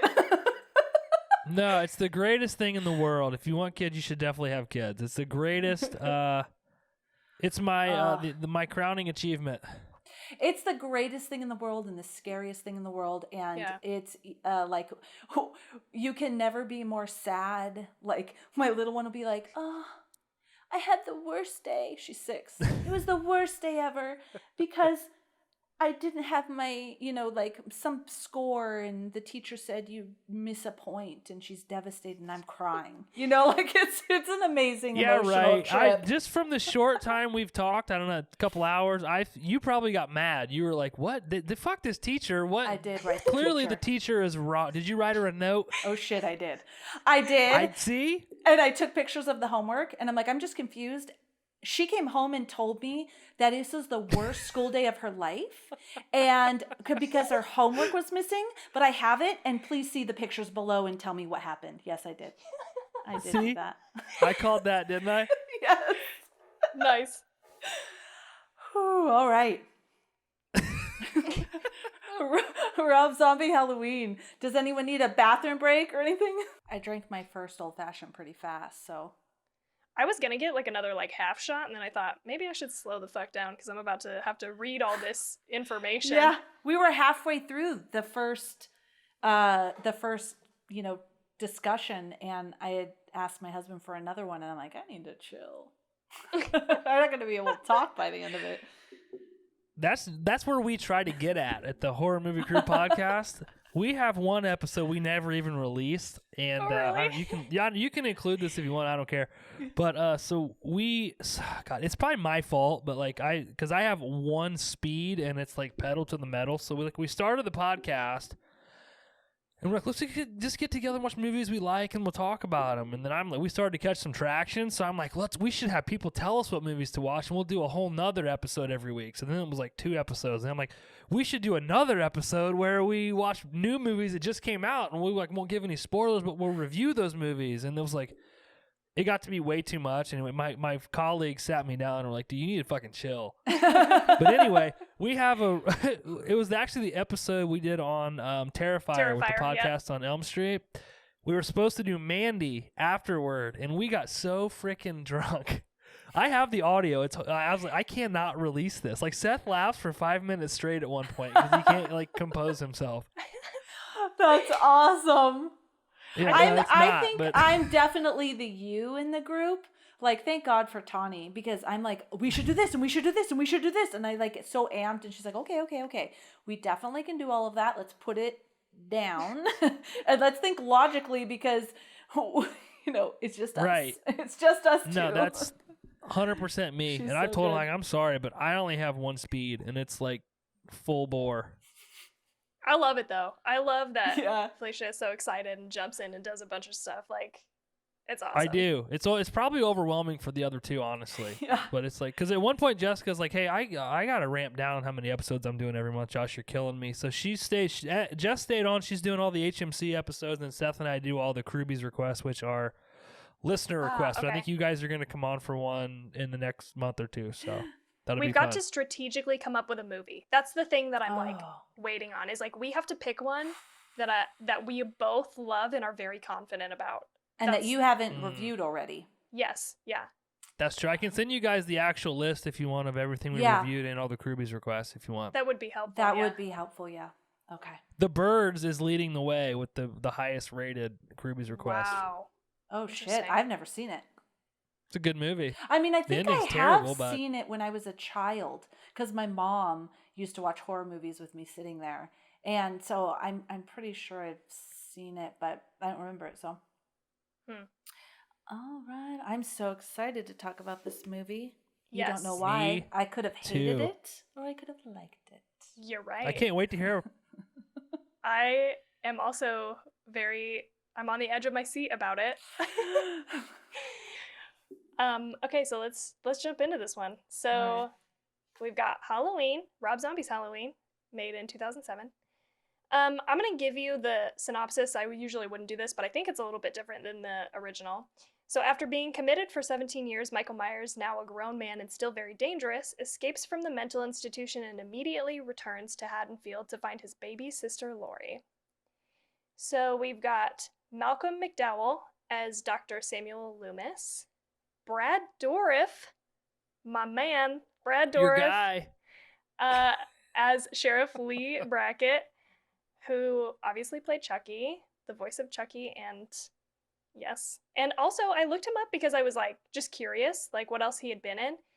And on IMDb, it doesn't even show any of the Child's Play movies as like what he's known for, which shocked the shit out of me. I didn't know that he had been in so many other things. He's been in Lord of the Rings, One Flew Over the Yep. Cuckoo's Nest, and Yep. Exorcist 3. Y'all, I didn't even know. I was like so shocked about this. I think I Okay. recognize him most from One Flew Over the Cuckoo's Nest. Okay, Yes. I Oh, haven't seen that movie. That's cool. I didn't even know he was involved with the Chucky movies. I'm sorry.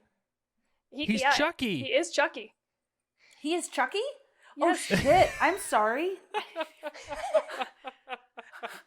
His voice is so like specific that as soon as he pulled up as the sheriff and started talking, I was like, "That's oh my Brad god, Dourif." this is Chucky. Okay. Yeah. Don't feel bad, Felicia. Nobody on the HMC knew either. When I threw that out, they were like, "Oh, cool."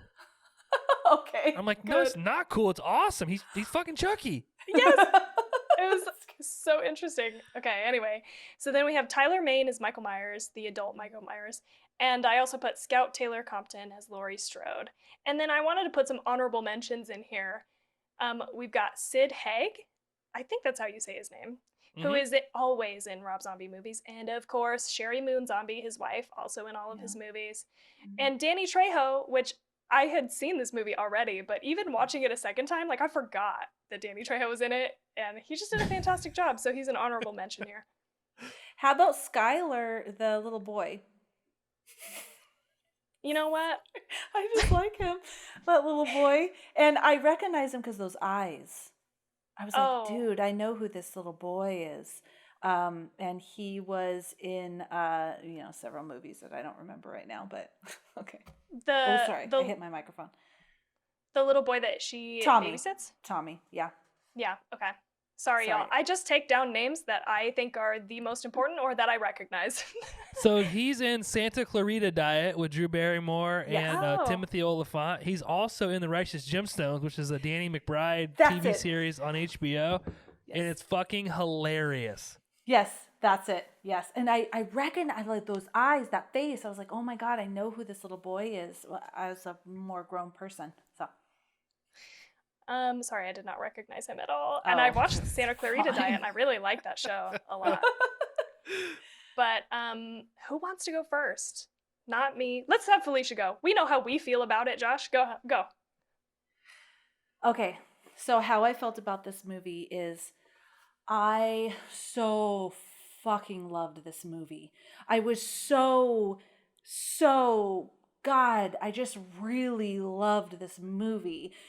I felt that it was, this is going to sound weird, but I'm just going to say it, very respectfully done. You know, there was a Yeah. lot of things that were, scenes from the old movie or even lines from the original movie.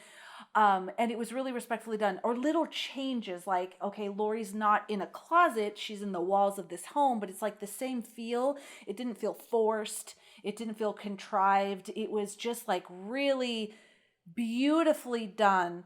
At the end, when she blew his head off, my heart hurt. I felt like it was kind of like, and you're not going to get any more fucking Michael Myers movies from me.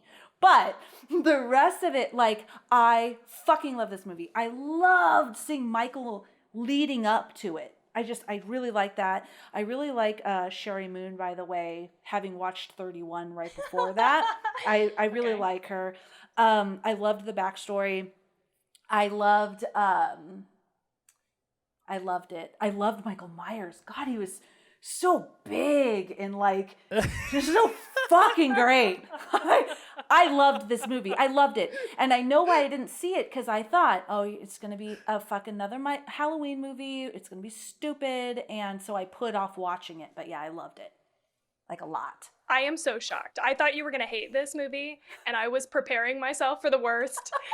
And I'm so happy. Same here. I was like, she's going to hate it. And I even, because I was joking with my wife about, because I've been asked to come on a couple different podcasts to talk about, I don't know why, but I guess I'm the Rob Zombie apologist or whatever in the horror community right now.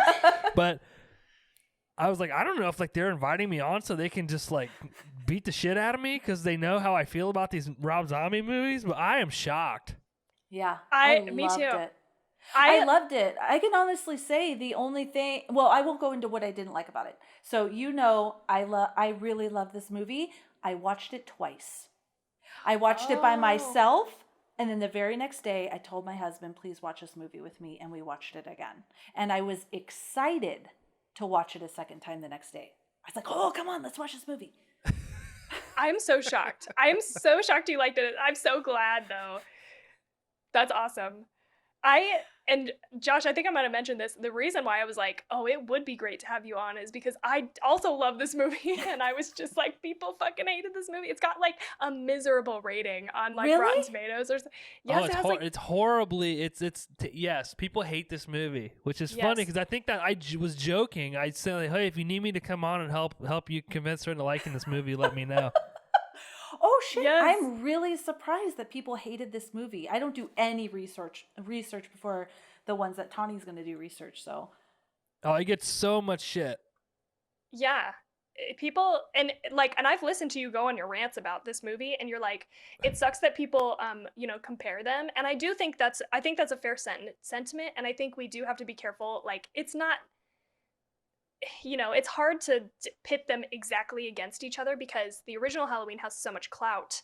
You know what I mean? Because it's been around for so long. It's such a classic. Like, it's hard to put them up next to each other. But Rob Zombie, man, he does such a phenomenal job of making things in general feel so gritty and awful and terrible and dreadful. Uncomfortable. He makes you feel uncomfortable while you're watching his movies. Yes. It's like you're sick to Yeah. your stomach.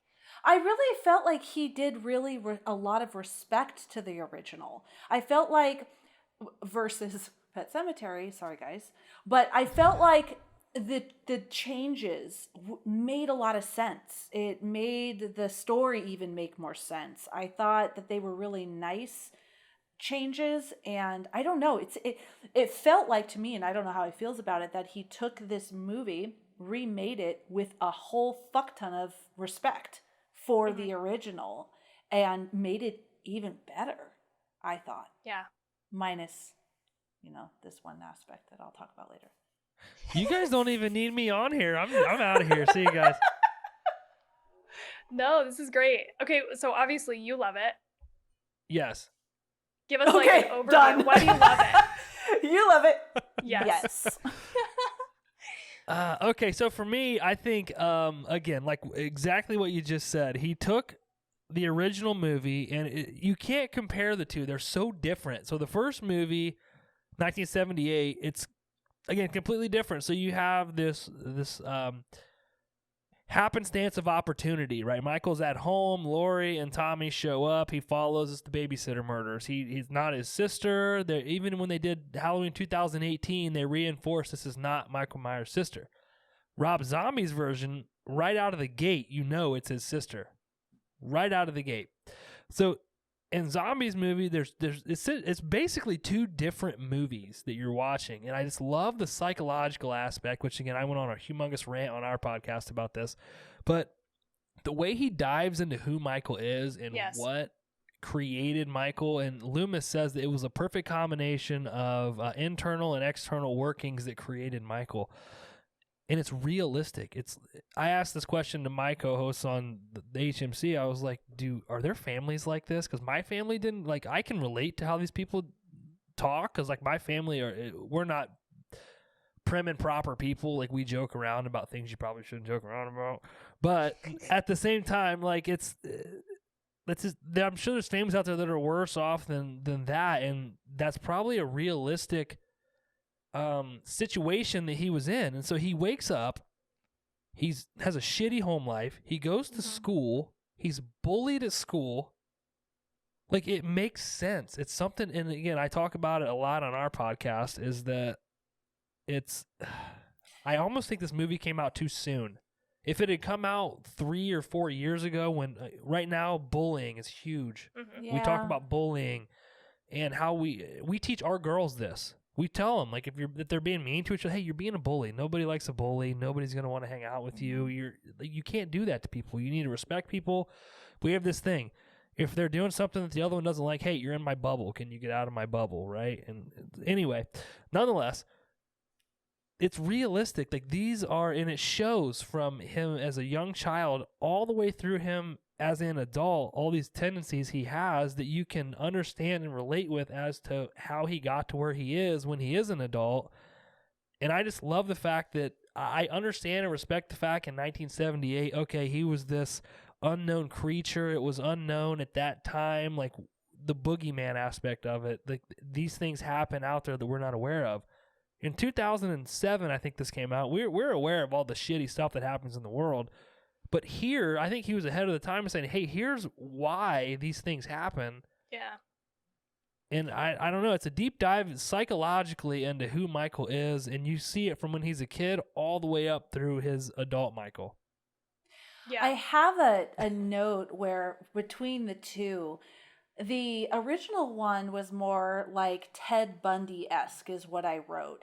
You have this seemingly happy family with no real trauma. Of course, you don't know, right? Because you just see their parents. But like this nice middle upper class family, they seem happy. He's a killer, which reminds me of Ted Bundy, right? And then you have Michael Myers, where he obviously has a tendency towards being a serial killer, right? Because he kills animals, the trifecta, that whole thing going on, but how it's exasperated by the people in his life. And I just thought that was awesome. I really like to see that. When I saw that was Michael as a kid, fuck. I was so happy I almost cried.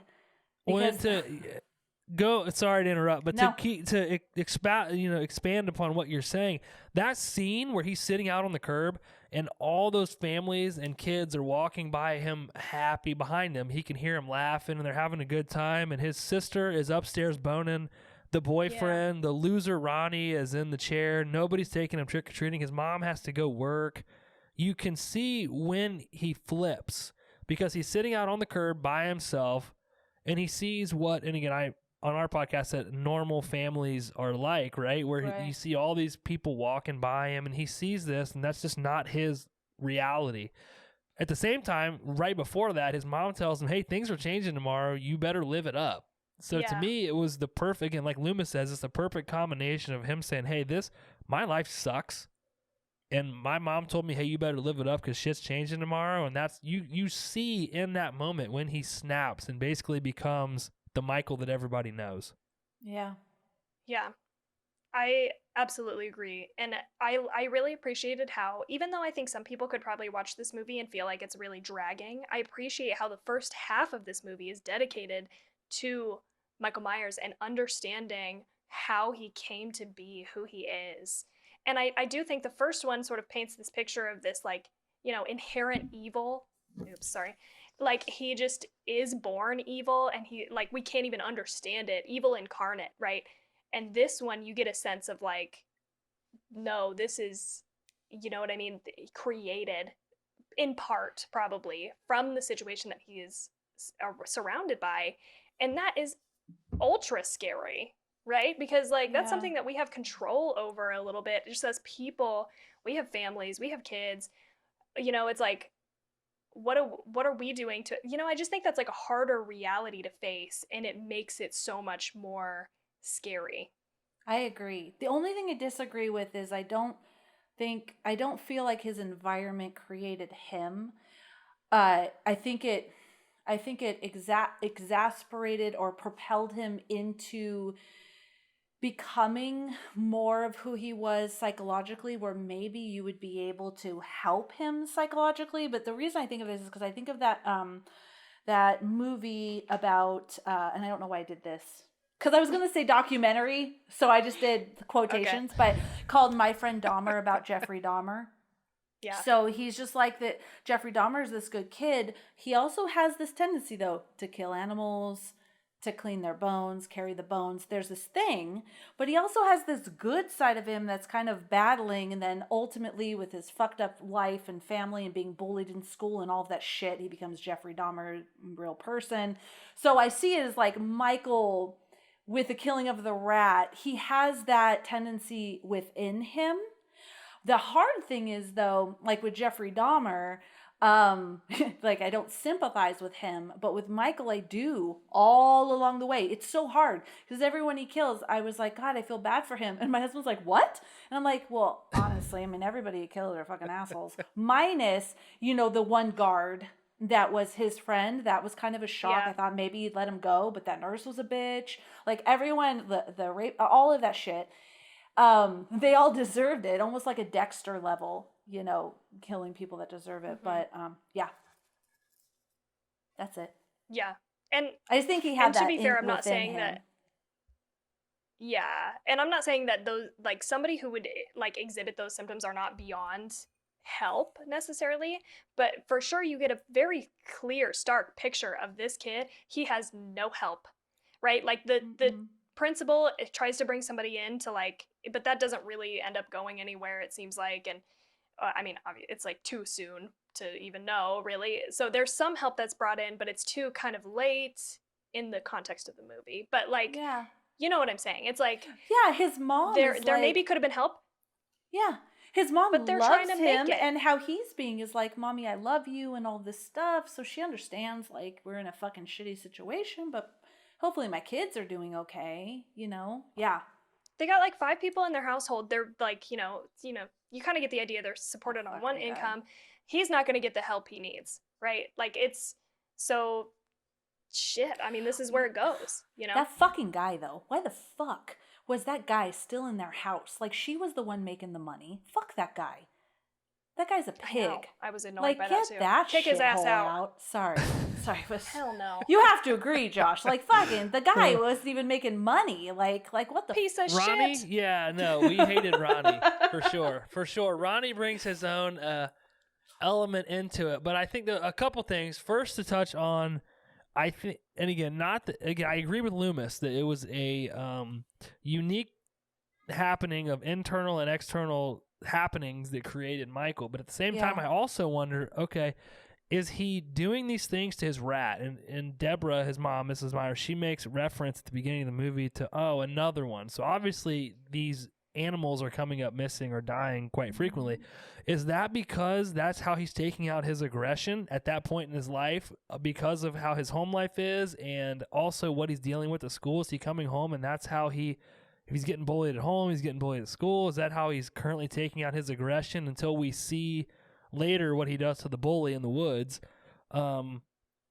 Is that what caused him to do that? So was it just, hey, he woke up one day and was like, I feel like killing something, I'm going to kill this rat? Or was it all those things that combined to finally, until he just combusted internally, and that's what made him do those things? Because I think, and you guys probably have seen those documentaries where they talk about sometimes killers use a knife or a weapon to kind of exert their feelings on other people, right? Because whether it's a sexual thing or whatever, whether they're sexually inept or whatever, but was that Michael making himself feel better, killing those animals and doing all the stuff that the principal kind of tells us that he does, because he knows he can't defend himself at home, he can't defend himself at school?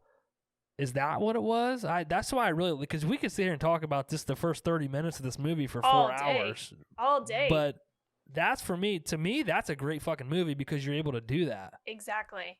Yeah. Exactly. They gave so much to his character that is, when I thought about this movie before I rewatched it for this podcast, I thought I couldn't even remember what happened after the first part with him. You know what I mean? I like, that's what sticks in your head because it's so different than what you've seen in the other movies, So good. So I was so happy to see him as a child. Like I was really excited. I'm like, oh my God, we get to find out more about Michael. And I thought I agree with you guys. I thought they beautifully transitioned from him having maybe those tendencies, like you're saying, to actually carrying out the act, to then actually becoming Michael. And even when he was in the hospital, transitioning into Michael was so fucking beautiful, in my opinion. He was like, still like this little kid, still had hope, was losing hope, and then just totally switched off. I thought that, I'm really shocked that people didn't like this movie. I really am. It's true. People fucking hate this hate movie. it. They just can't separate the two. That's the problem. But I'm glad you brought up the hospital scene, because the other thing I really love about this movie is the relationship between Michael and Loomis. Because in the first movie, in my opinion, Loomis just comes off as this hardened asshole prick who, like, he talks about it, and he talks about how, oh, you know, Michael's consumed my life, this is my life's work, etc. But you actually get to see it in this movie, and you get to see how, in my opinion, in this Halloween, not Rob Zombie's Halloween 2, it's a whole different beast, but in this one, you see that Loomis really cares for Michael.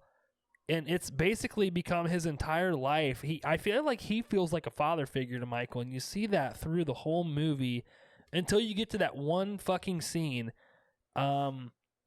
It's when I think it's Christmas or Thanksgiving or something, their dinner they're having in the hospital, and you can just see on all of them, like, Michael's not responding, he's not talking. They're tired. And you can just see on Loomis's face, and you can see on Deborah, Mrs. Meyer's face, that both of them they realize, like, he's uncurable. He's gone.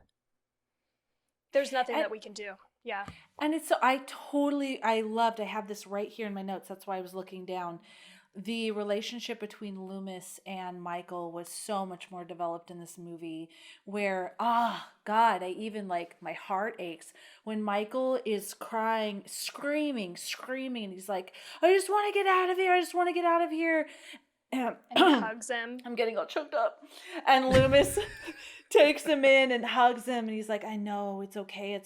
That was so good. Because in the first one, he's like, yeah, I worked with him since he was a child, blah, blah, blah, blah, blah. But it was not anything like what they displayed in that. Even his last day, he's like almost begging him, like, I'm sorry, Michael. I have to go now. It's like, you're not responding to me. That was so fucking good. Yeah. Should I get into my little trivia bits? Oh, sure. Yeah, or do we want to keep talking about things we liked or didn't like? We weren't as structured on this one. It was probably my fault. I'll take the full blame. No, loved it. Let's do some trivia. And then, like, I could share. There was only a couple things I didn't like in. Okay. I'll get all riled up about that, but that's it. Okay. We're gonna have a battle on that one. I'm just telling you. I'm just saying. Really? All right, advance. let's fucking do this. Okay.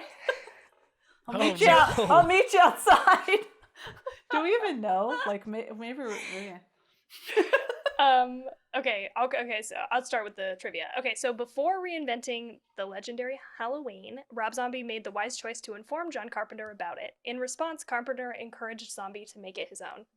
So that, I think, is what you're picking up on there, Felicia, where it's like, it's definitely lovingly crafted off of the original story, but he did take some liberties, right? I love that. He did a great job. He fucking did a great job. Yeah, for sure. So I also respect the fact that he went to John Carpenter and was like, hey, we're remaking these movies, and Carpenter was like, yeah, make it your own or whatever. But the other thing is, he actually pitched 2 separate movies when he pitched this to the Weinsteins. But he pitched the whole first part of the movie of just being like the Michael kid psychological aspect, and then he pitched the whole second, which was basically just a remake of the first movie. And I think we got the best of both worlds in that. But that he actually had to pitch both movies when he wanted to do this. So I thought that was interesting as well. Yeah, I think originally it was supposed to be 2 separate movies, right? The second one was the remake. Yeah. I love that. See, thank you for sharing that, Tawny, because now I feel like I felt by watching it a lot of respect for the first one, and now you said that, and so that's confirmed, and so I love that. Well, and the other he thing didn't is, respect it. I don't know, because No, Tawny's like, well, it's like hold up a little bit. He fucking hated the first one. What I was going to say is, like, there are a definite set of Rob Zombie things, right? Like, Rob Zombie, for sure, just like other directors, has his fucking stamp on shit, right? Just like Tim Burton or like Quentin Tarantino. He has his set of things. And Sex, I think while he put some of those in this movie, yeah. Okay. Violence and sex. That's a Rob Zombie thing, right? No, you're right. Okay, I was like, no, agree. Am I you on combined acid? Those because and you said no.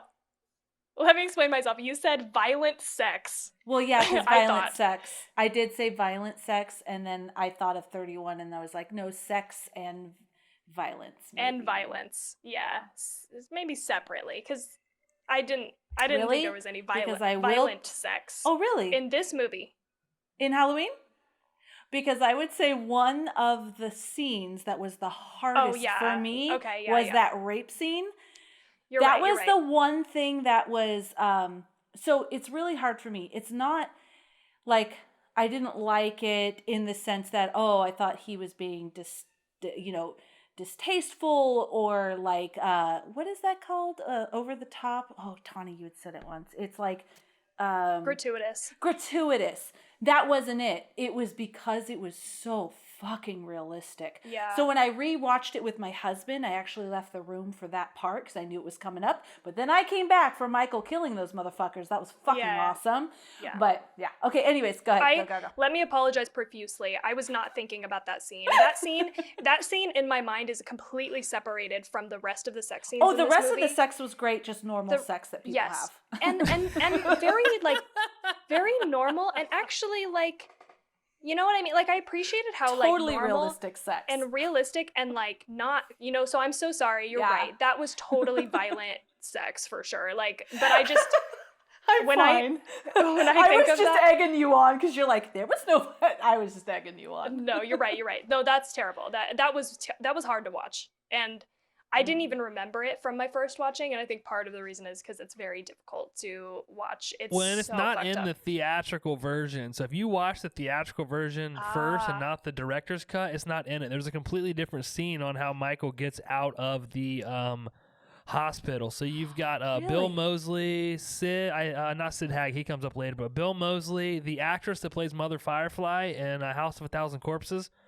She's also a guard, so there's three guards that take Michael out, and he just escapes from the prison by basically killing these guards. And then it picks up back where Danny Trejo shows up at the hospital. But in the unrated version or the director's cut is where Rob Zombie added back in the rape scene. Okay. Yeah, it was, because I've seen, there's a lot of rape in movies. I always tell my husband, I'm laughing, and it's like a disturbed laugh, because it's unfortunate. But if you're a man and you're kidnapped, that's scary. But if you're a woman, there's that added level of you're probably going to get raped or sexually assaulted, unfortunately, right? So we've seen a lot of that in a bunch of movies.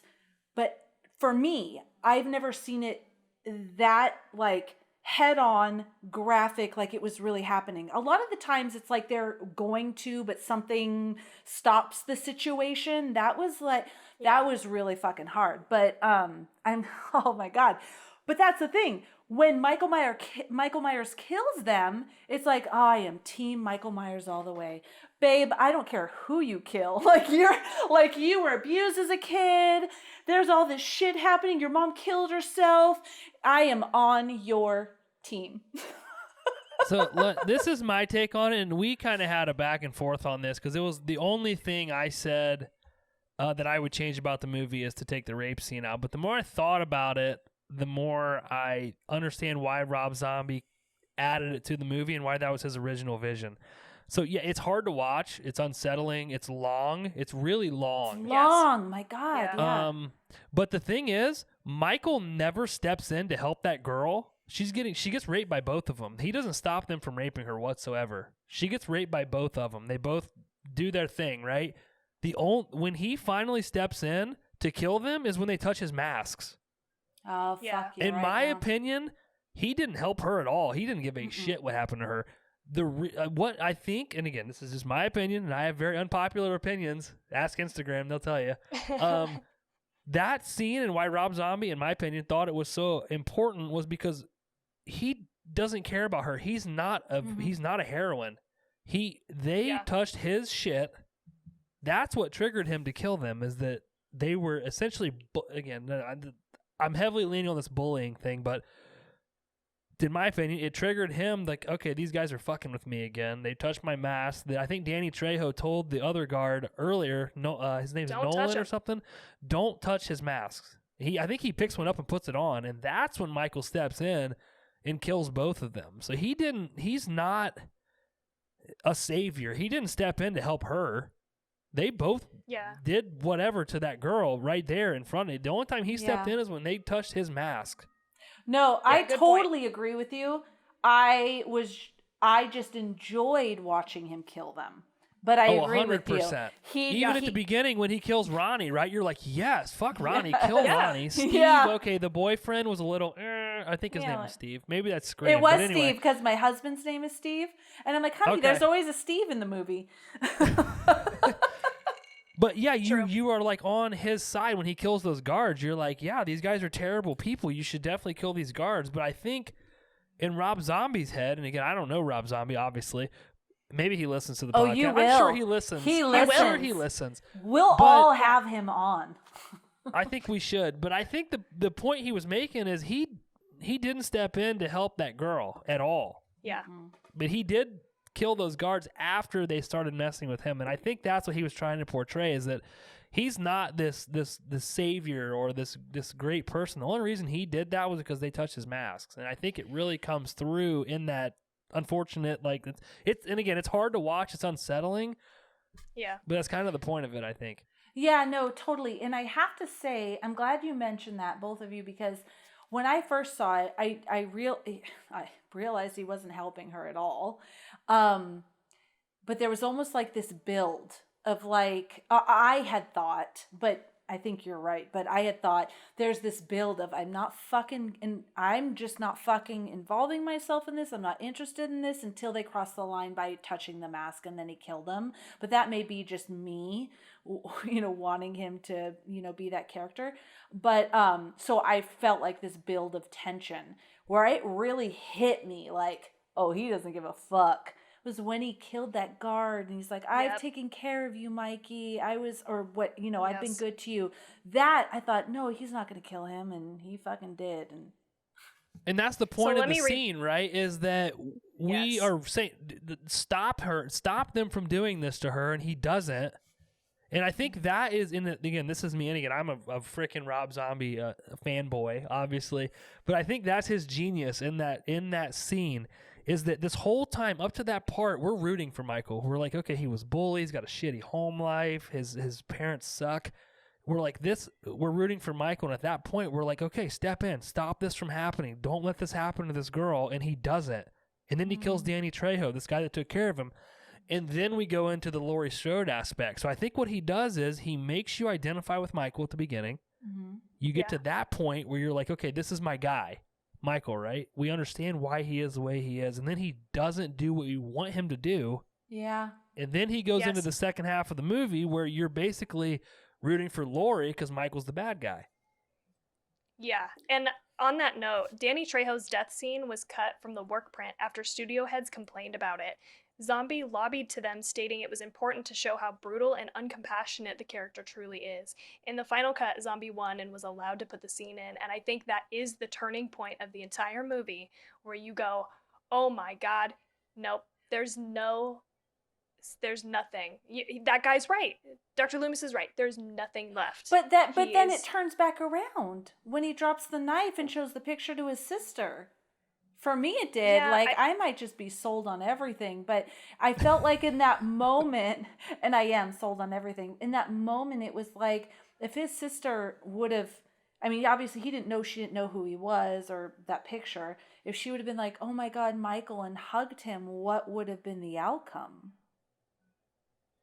So it wasn't like we don't know. It wouldn't have been the end to me just because he killed that dude. Because the guy was also putting handcuffs on him.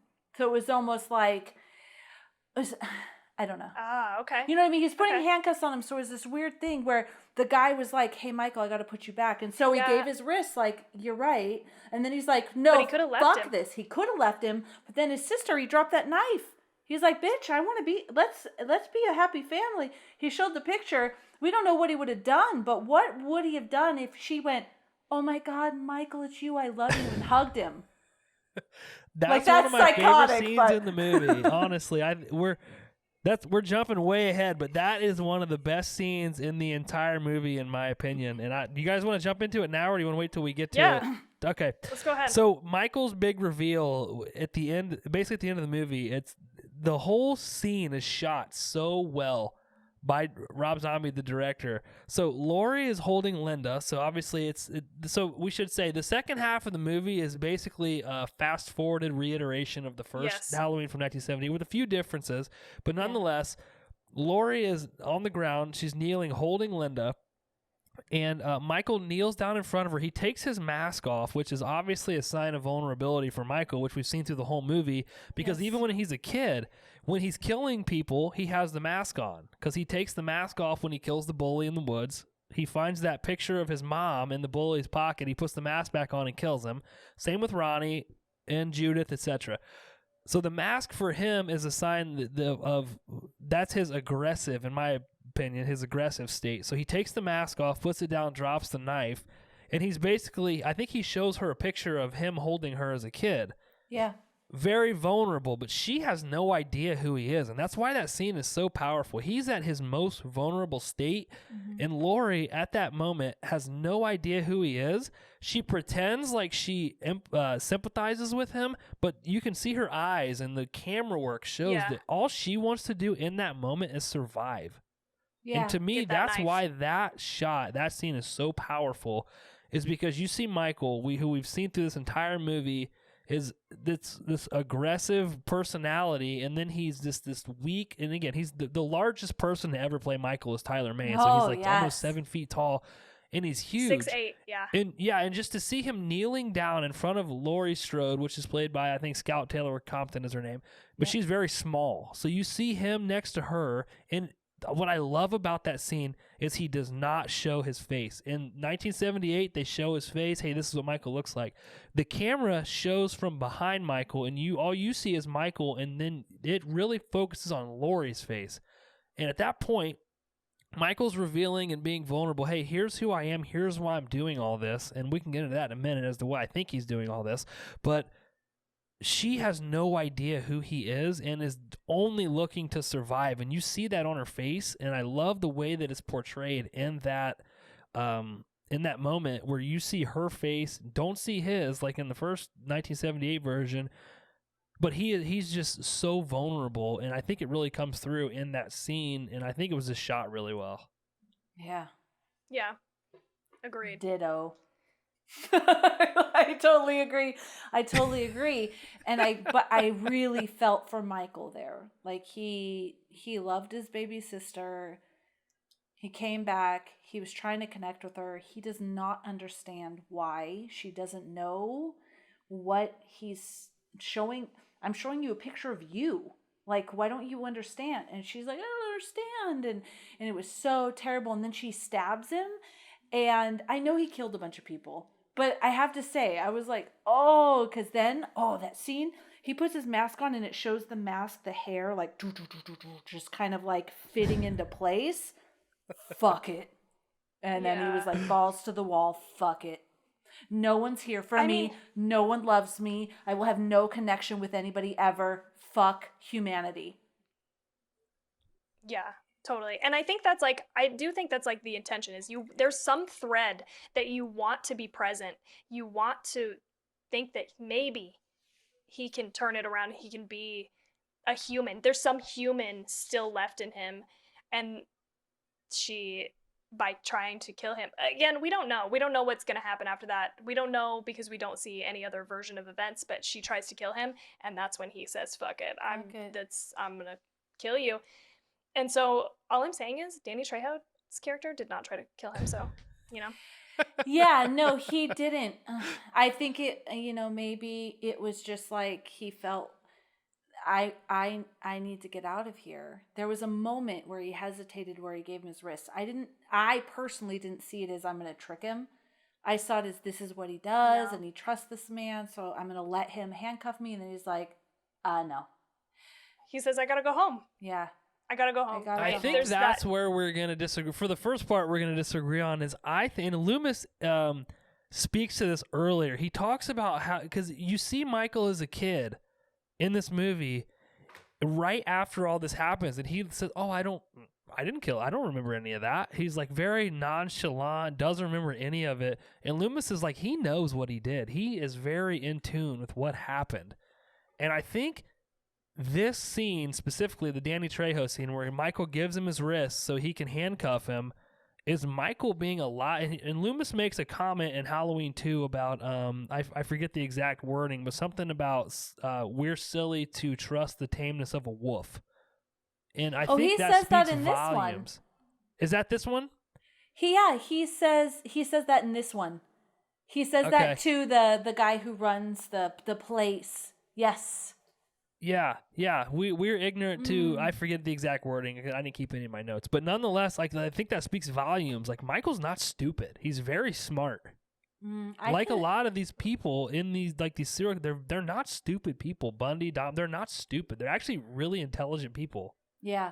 And I think he is. Now, he's very childish, and you see that later, but he knows what he's doing. And he's very in tune with, the Danny Trejo thing. He sticks his wrists out. Danny Trejo's like, oh, thank God. So he goes to put the handcuffs on him, and then he kills him.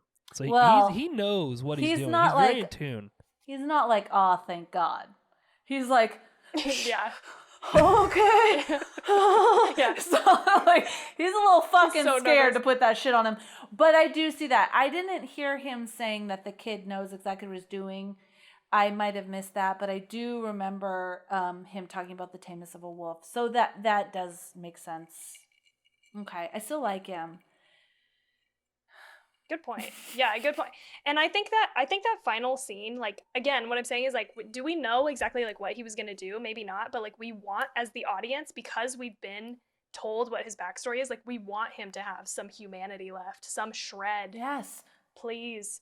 But she doesn't know. I actually identified so much more with Lori in that moment. I teared up a little bit, I think, for the first time watching any of our movies, maybe.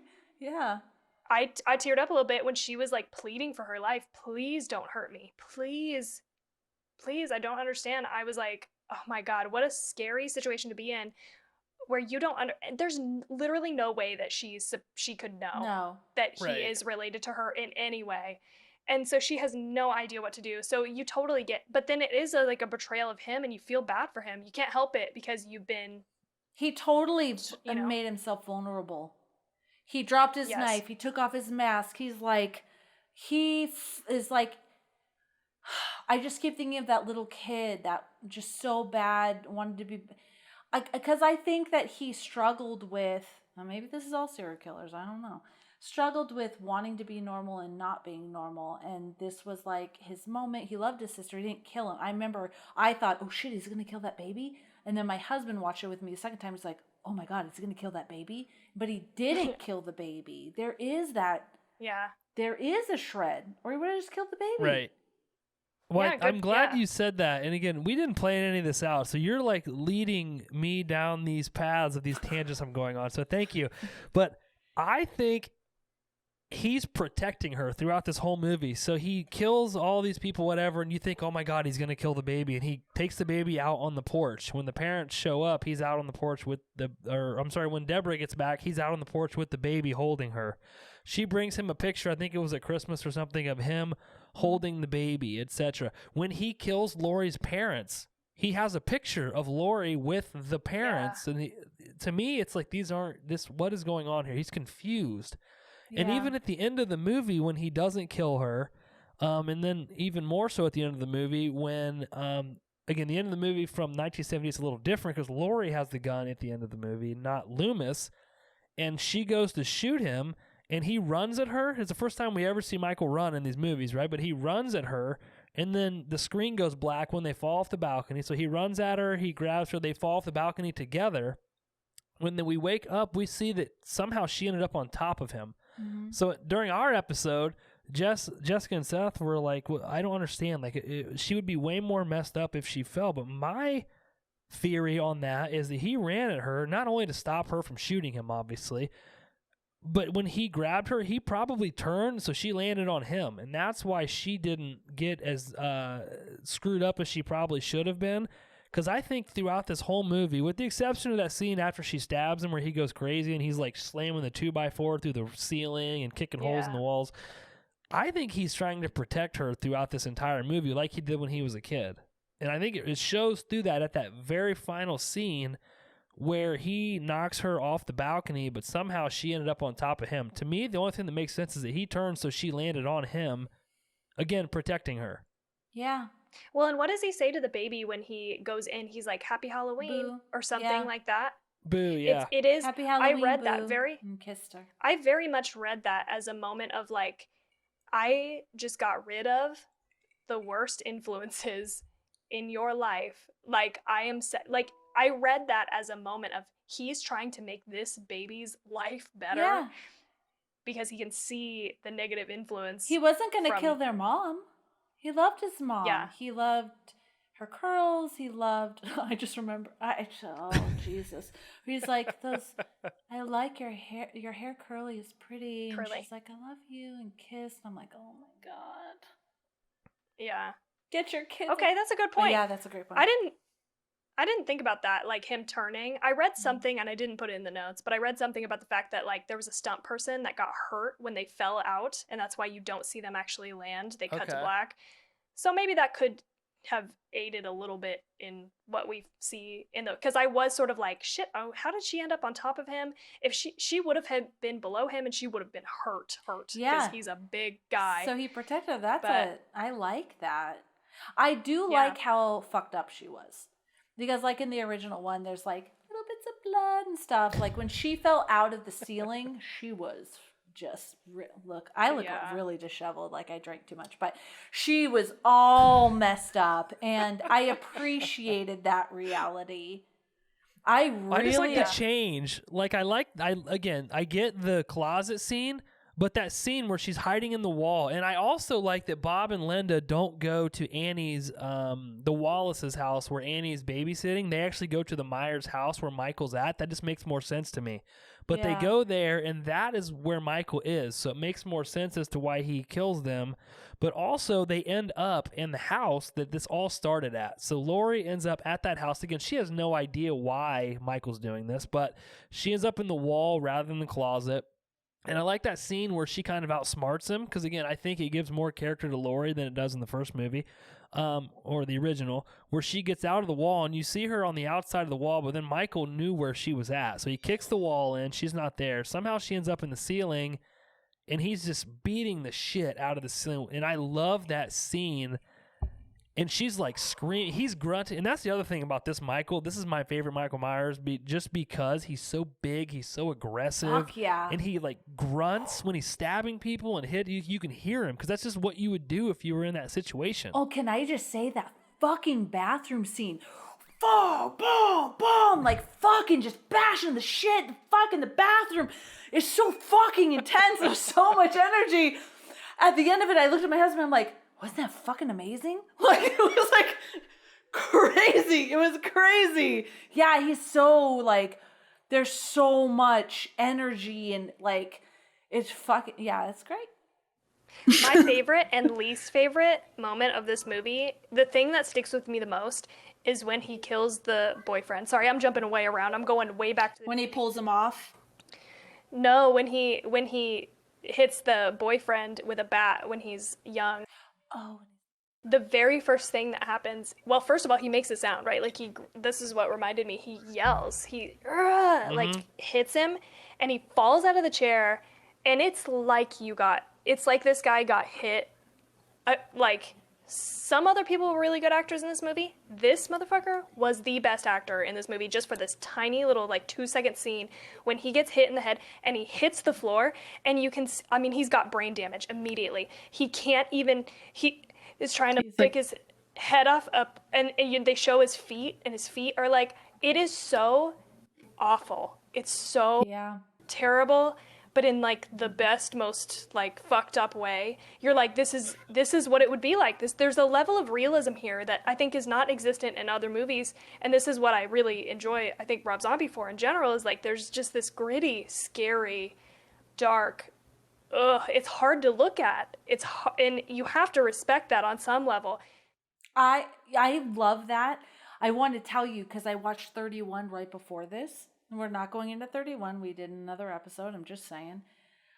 In 31, I was sitting there going, why does every motherfucking person spasm? I was like, honey, when you died, you just spasm? Like, everybody spasms uncontrollably. Like, I don't know if, like, every way you die results in a spasm. Maybe, I don't know. But this one was like, I bought it. Like, he hit him in the back of the head. It was so realistic. I totally agree. I totally agree. 31 may be a little overdone, but yes, you get hit in the head. That's a brain injury. Yeah. You're fucking with your connections in there. It's so. In the aggression that he portrays when he hits him, just the sounds. It's The sound, yes. Again, I'm So so good. fucking shocked that people didn't like this. Like, it's insane to me. It's so good. Can I mention one thing I didn't like? I think I'm looking at my notes. That's why I'm looking down. No disrespect. I'm not like texting. I'm just like looking down. The one thing I didn't like, which is such a small thing, it didn't ruin it for me. I didn't like the girls' conversation. I liked their relationship. It did definitely feel more real. With Halloween 1, I felt like I would fucking never be friends with those girls. They're bitches. They obviously don't like me. They're using me. This, I didn't get that. I got they were friends, especially when the one girl called and was like, it's bothering me that what's her name said I was a slut. I don't think you're a slut, blah, blah, blah. So that was all fine. But the conversations between them, I felt every time, and again, I'm all for sex, boobs, nudity, like all this stuff. None of that bothers me. It's whenever there's a moment that I'm like, fucking come on. That's when I take note. And so the first time was when, motherfucker, I'm just going to put this fucking thing out there. Lori is a good kid, right? She doesn't go on a lot of dates and all of that. She comes downstairs. Her mom's talking about how the guy in the shop gives her creeps. And she's like, oh, he's fucking touching me. I'm fucking a bagel. I literally sat there like, what the fuck? Like, if I was like, oh, that guy at the gas station is creepy, and she's like, oh, gas station, you're fucking touching me. I'd be like, dude, what the fuck is wrong with you right now? Like, that was so stupid and like out. Like, I just thought, okay, that was fucking really fucking dumb. So let's hope that doesn't happen again. So then we're just going on. It's fine. So then there's the cheerleader. I totally get, I'm a cheerleader. And I'm like, let's go commando and fucking show our snatches and fuck yeah. And that bitch was mean to me. Okay, I get the bitch was mean to me. I get it. As I remember being a teen and having teens, the teacher hates me. I get it. But the whole fucking thing sounded like a teenage boy's fantasy about a cheerleader being commando and fucking showing their snatches. So there was that. And then the last one was, her friend comes over, Annie, and is like, I got this date with a guy. Oh, he has mental disabilities. I don't even know. They're like talking about it. And she's like, you don't need a date. You need to, and they're like fake screwing against the wall. Okay. I am not a prude. I was a teen, like fucking, I was a normal teen that had sex and stuff like that. That it was just so, what the fuck? I remember watching with my husband and that scene happened and he looked at me like, it literally felt like a teenage boy this is what he hopes teenage girls do. It didn't ruin the movie for me, obviously, because I loved it, but I thought that's like fucking stupid. I also didn't hate the girls. I didn't. I liked them. I thought their terror was visceral. I loved it. I loved how fucking terrified they were and like running through. That was all so good. The only last thing, and I'll shut up, maybe, is Laurie Strode. I hated how fucking happy she was all the fucking time. My life is great. I'm happy. Oh, friend, I'm cuddling you. Like the only fucking time she didn't fucking smile was when she looked out and saw Michael Myers outside the window, and then she had a look of concern. Yes! I was like, yes, she's becoming a human. And then, no, I'm not. Tommy. Like it fucking drove me crazy. Thank fucking God Michael Myers came in because her fear was great. She had great lungs. She had great fear. Thank God you almost died because I fucking hated it. And that's why I switched over and went, I worship Jamie Lee Curtis's character because she wasn't that fucking Disney happy, I don't even know what to say. End scene. Holy cow. Can I just tell you guys, if you want to boost your YouTube ratings, you should take that clip and just post it as its own separate entity on YouTube. Okay. And you guys are just going to through the roof. Because all of the Halloween Rob Zombie haters are going to click on that and be like, oh, yeah, she hates Rob Zombie's Halloween too. True. Okay, so first off, I'm going to... Okay. I love Laurie Strode in this movie. The first thing... I'm sorry, and I understand... I completely understand what you're saying. But I was in high school I graduated in 2006, and I went to school with girls that acted just like this. Okay. That being said, it was a little over the top, yes. But what I think, so if you look at 1978's version of this same clip where they're walking home from school and they're talking, oh, did he pull you into the girls' locker room? I think what they did is they took that scene and they fast forwarded to 2007, and they're like, okay, how would girls, and again, I'm a guy, this is probably me mansplaining. If my wife were sitting next to me, she'd be like, Josh, you're mansplaining right now. But I think he took that scene, he was like, how would that replay in 2007? And I can be honest with you, I went to school with girls that acted just like this. Let me just say right now, okay, I also agree that some of this was over the top, some of it I didn't love, but I graduated in 2009, and my friends and I talked like this sometimes. So I also was like, yes, I totally 1000%, they were so much more believable because we said and did stupid shit. The scene that you're talking about where she was like, oh, you want to we would say shit just to get a rise out of people for sure. So this was me to a T. This was me. Okay, because I'm significantly older and I was not a prude, did my thing. What I also didn't go you need a date. I don't know. Okay, but Tawny did. So you're selling me. This is good. I just interrupted for a second I just felt the need that I had to jump in there to validate what you're saying, Josh, but keep going. Yeah, no, so I have seen girls act that way in the gym at school with each other, humping on each other and stuff in front of guys. Yeah, so that stuff does. Okay. Again, it happens. Again, this is me. Again, if Abby, she's probably listening to me upstairs. She's like, oh, he's down there fucking mansplaining again.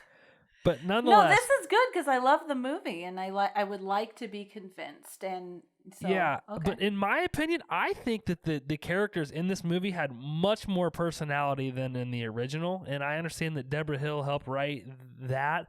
So the original. So maybe it's the fact that I can't relate to the original just because obviously in 1978 I wasn't alive. But again. Okay, I was, but I was one. I just want to make that clear. not to knock on that, but I think that you have to put yourself in that position. And I think that with my 4.9 rating of the movie, I've been able to do that. But at the same time, I feel like what he did is he took that same conversation they had and he basically redid it for what the climate of the world is like now. And I think, in my opinion, it came across really well.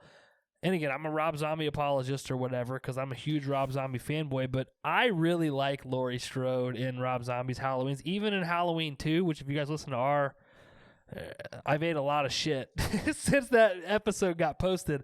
But nonetheless, I really like what he did with Laurie Strode in these movies. I have to say, okay, that's one thing. I love having my mind changed. I stand firm on the overly... I'm so happy, my life is so great thing. I stand strong. But, fuck, I shouldn't have went too much into that because I lose my track of thinking. But if we fast forward to nowadays, if I open my mind, I do like, let's say the scene where he was looking at them and they're like, oh, you like young, girls. And I'm like, come the fuck on. Like, I liked how in the other one, they're like, I know it's a silly thing, but speed kills, like, whatever. And then when he stopped, though, they all went, oh, fuck, we might be in trouble. I felt that was more realistic. But fast forwarding to these girls going, yeah, what, you fucking like this bitch? And her being like, yeah, my dad's a cop? Okay. You have, like, slightly changed my mind there. I can see more woman empowerment in that sort of confrontation. Yeah. And I also think, to go back to the first scene, the bagel scene. Oh, fuck the bagel scene. That was stupid. I also hated it. Josh, the bagel scene was stupid. That is a scene that would happen at my house when I was a kid growing up with my parents and my sister. So that's just, we're free spirits, Felicia. What are you going to do? Dude, my daughter will come in here right now, my little one, and be like, I love Michael Myers. # Team Michael Myers. So I get it. But it was just like, because she was supposed to be this good girl, and now all of a sudden, randomly, she's like fucking a bagel. But is she? Because at that point, we don't know that she's a good girl. That's the first time we see her. So we're basing our understanding of who Laurie Strode is off of the 1978 version. Because in my opinion, on the things that she does and her actions in that movie, she is not this nerdy goody two shoes girl. Even Why? when else Annie does she gets do? her the scene where Annie gets her the date for the dance. She's excited about it. She wants to go out with this guy. Versus 1978, she's like, oh no, Annie, I would really appreciate it if you would call him back and tell him that I'm not interested. She's hesitant.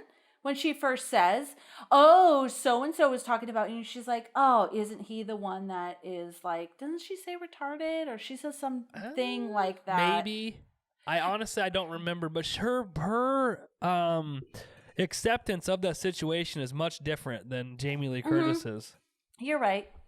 But also, that's not the only time that I think we are, I think, supposed to read that she is sort of a goody two-shoes. And the other scene is the one in the library with her friends when they're talking about the plan to, like, want to babysit and, like, lie about it. And she's like, oh, I don't know, blah, blah, blah. She's hesitant there, but eventually gives in to peer pressure. I do think you are supposed to read. Here's my read on the bagel scene, because it was annoying and cringy to me also. But my thing is, like, that is kind of how you act as a teenage girl when you start hanging out with other people who are saying, like, more insane shit to, like, their parents. Like, you come home and you're like, you start parroting a little bit. Yeah, I don't know, though. I have 3 fucking girls, okay? And I'm a girl. Just, And that, I don't know. Like, literally, any of them, and they're all different. If I was to say, I feel creeped out by the guy at the gas station, and one of them went, oh, the gas station guy wants to touch me on my skirt. Bagel. I literally would look at them and go, what the fuck are you doing? Not that I'd be mad. I would just be like, what the fuck? What is happening right now? It would be fucking weird. Okay, so let me just throw this out there. And again, maybe this is me again. I'm a guy. I'm mansplaining again. But let me just throw this out there. So Rob Zombie's been on record of saying, hey, different things scare different people. So what if his interpretation of this scene is that you, Felicia, saying, and you just said it, like, my girls wouldn't do that, right? What if they did? Mm-hmm. What if they did? Yeah, I'd be like, that's fucking, what the fuck? It would mortify you, right? Yes. Is so that if what he's doing?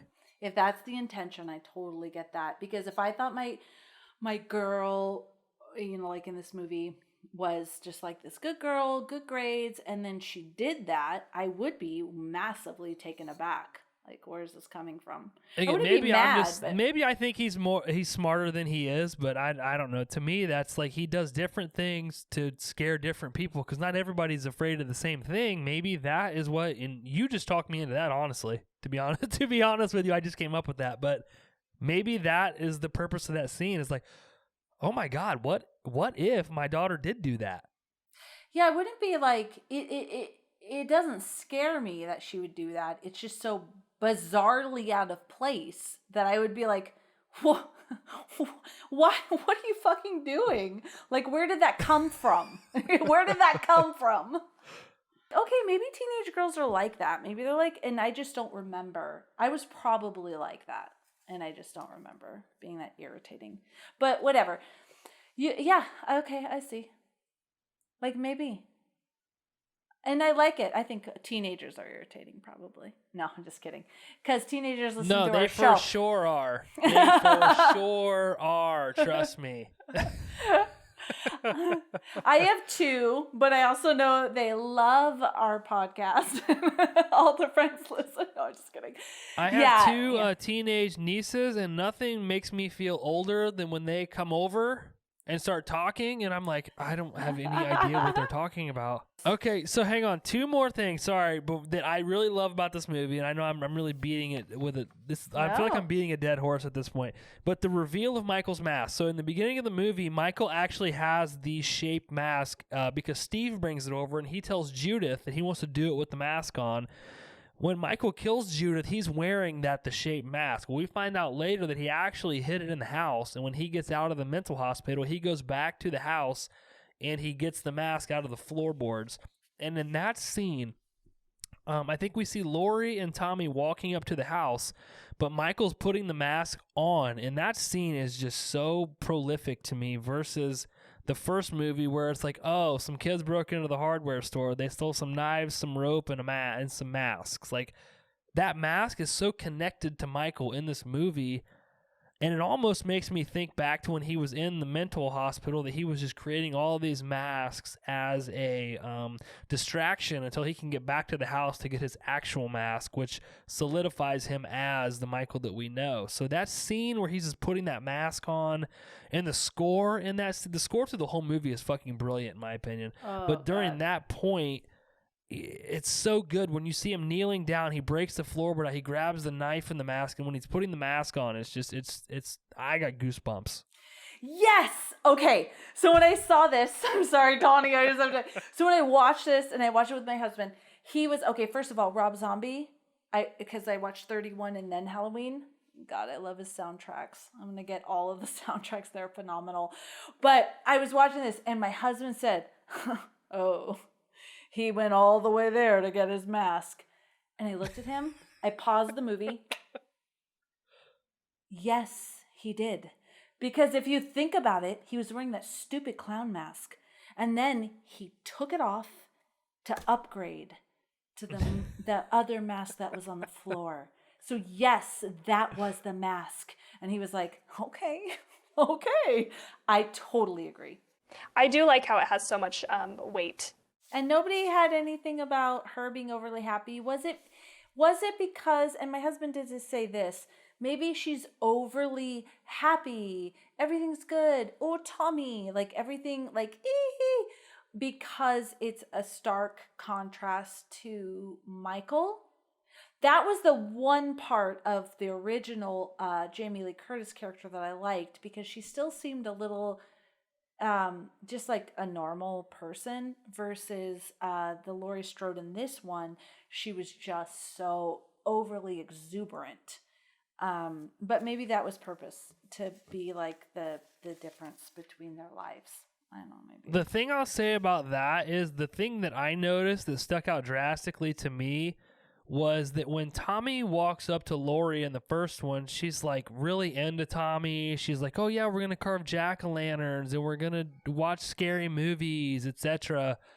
In Rob Zombie's version, when Tommy runs up to her, she's almost annoyed, which I think is a more realistic expectation of a teenage girl. Okay, she's babysitting for money. She doesn't, like, okay, she probably like cares about this kid, but at the same time, she's like, would you just leave me alone? I got to take this key over to this house and I got to get to school. Would you, like, yeah, Tommy, we're going to watch scary movies. Yeah, there's no boogeyman. Like, I feel like in my experience with girls that age, that is how they would likely react, is like, she's not so into this kid like Jamie Lee Curtis was in her version of the movie. I totally agree. I agree with that. I am just maybe way too sensitive, like irritated by that. However, her fear was fucking amazing. She has great lungs. I do want to say one thing. I loved, and I immediately, with my husband, launched into defensive mode, not knowing what he was going to say. But okay, when she shot him at the end, okay, half of me hated it because it was kind of like a fuck you if you think I'm making another movie, because I'm not. I felt that.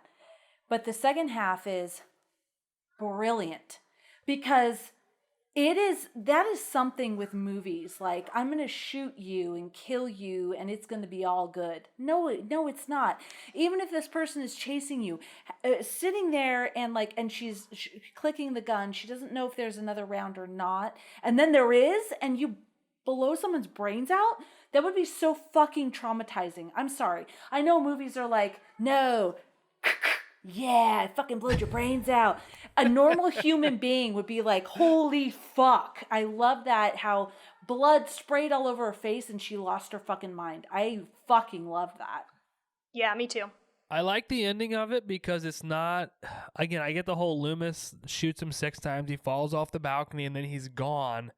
But I also like the fact that we see a transition in Laurie because, again, and Rob Zombie had no intentions of doing Halloween 2. In my opinion, I feel like he was kind of bullied into it, but he did it.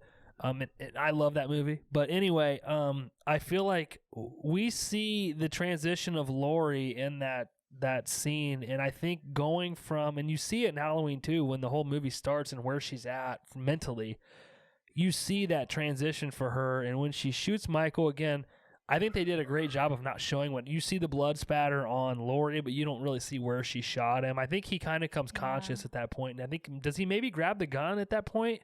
Right before. Okay, right before he to grabs shoot her him. hand, and then it's the... So you don't really know what happens, but you see the blood spatter. But yeah, no, 100%. I would rather see Laurie shoot Michael than Loomis shoot Michael. That's just my opinion. Yeah, I agree. Okay, so going back to some of the trivia that I have, the film was mostly shot in South Pasadena, California, the same area where John Carpenter's original film was filmed. When Laurie notices Michael watching her and the girls at the library, Michael is actually standing in front of Laurie's house from the original film. Also, Laurie's house is located on the same street that Jamie Lee Curtis, Nancy Kyes, and PJ Soles walk down in the original film when Michael Myers drives past them in the station wagon. Oh, shut up. Very cool. I did not know that. You said at the library she's standing in front of the house? No, he is. Oh, he is. Do you know they moved that house? No, I heard it was a chiropractic office, but... The original Myers house, I think they were tearing the whole neighborhood down to do something, and correct, I don't remember exactly what, but they ended up moving the house and tagging it as like a historical house, whatever, so it can't be demolished or taken out now. But yeah, it was actually moved, the whole house. Shit, we gotta go there, Tawny. And we'll record the whole thing for YouTube. There you go. See, more content. You guys are you're knocking it out of the park. Okay, no promises on that. So at one point, Dimension Studios considered making a crossover film featuring Pinhead from the Hellraiser series, following in the footsteps of New Line Cinema's horror crossover Freddy vs. Jason. A poll was held on the official site, but response from fans was negative, and the studio dropped the concept. Thank God. We were all like, thank you, God. Thank God. God, whatever you do in this world, thank you for not making that a reality. I don't know if you guys listened to our Pinhead episode, but we fucking hated it. I didn't hear it. We shit all over. And what's funny is when we started the podcast, we were like, oh my gosh, there's all these podcasts out here talking all this garbage about horror movies. We want to have a positive approach to the horror movie podcast scene, and we watched that movie, and I don't think any of us had anything good to say about that movie. Yeah, you should listen to it. You'll enjoy it. We will. I haven't seen it. I had a boyfriend back in high school for a hot second, and he loved Pinhead's from Hellraiser, right? Yep. Yeah. So he loved the Hellraiser books, and I read one, and just so clearly, I don't remember anything about the book except this. It said something about there was dead babies in the gutters. And I was like, who the fuck is this guy? And I was over it, and I broke up with him, and I was done. So I haven't seen the movie. Oh my God. It's not a good movie, just so you know. Wow, I really liked that one actually. I thought it was very disturbing. Oh shit, we're gonna have to do that one.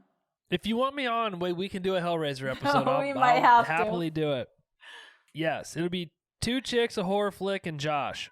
Yes. We'll have a logo update just for you, Josh. What are you going to do? What else you got, Tawny? The last piece of trivia I have is an alternate ending was shot and then changed by zombie. In it, Loomis survives and Myers is gunned down by Brackett's men in front of the Myers house. I'm glad they did do that. I know with Creepshow there was some endings to some of the things that we were like, yeah, that would have been way better. But that one, no, I don't. No. Do we have any other loves that we want to chat about? Loves? For me, I like the fact that if you watch this movie, there's a scene where Michael grabs Loomis by the face, and it looks like he's squeezing his thumbs into Loomis's face, but then later you see that Loomis actually is not dead. Yeah. There's a couple times in this movie where Michael could have killed Loomis and he does not. So I think that also speaks to the fact that Michael recognizes that Loomis was like a father figure to him and he let him go, where he clearly could have killed him if he wanted to.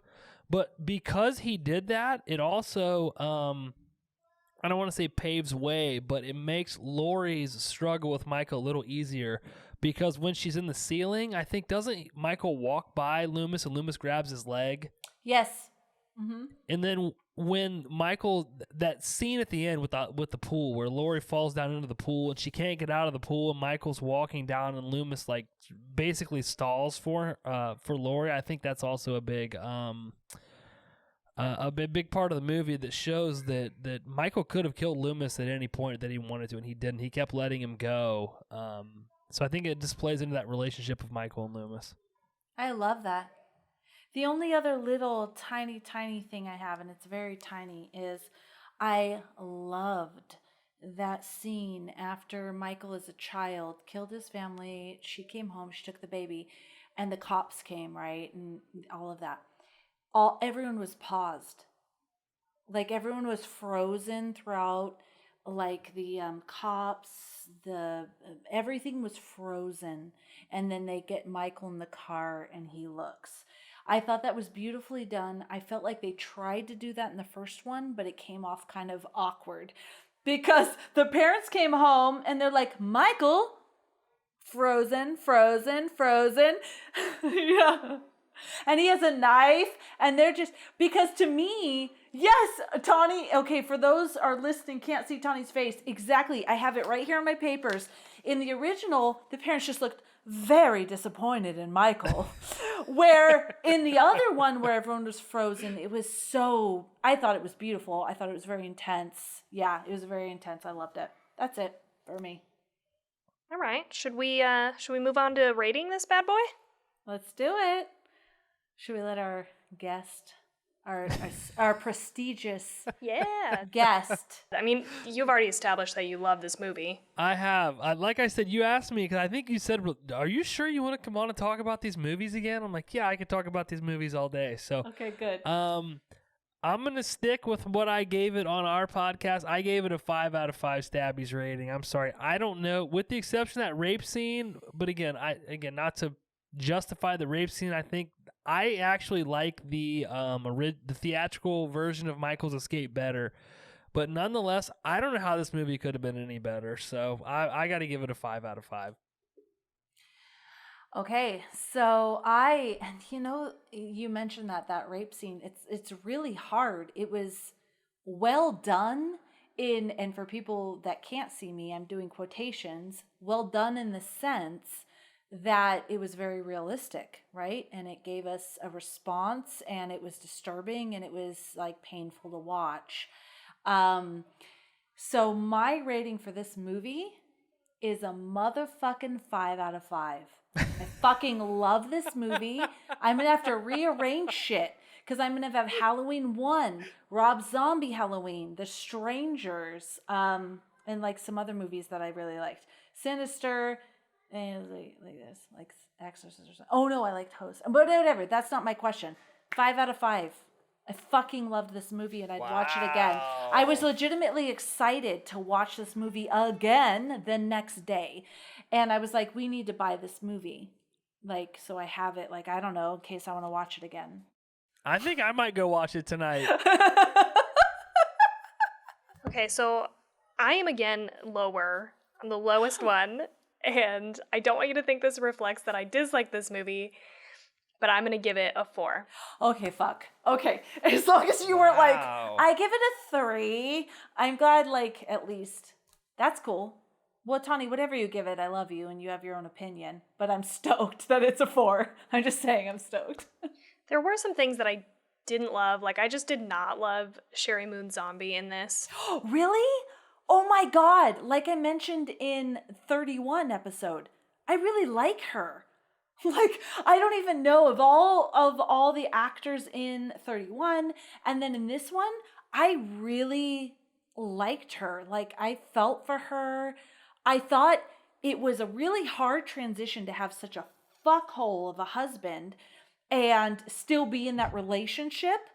I thought she merged that nicely. Like, I just remember him being on the sofa where he's just like fucking talking a bunch of shit. Fuck you, I'm taking note.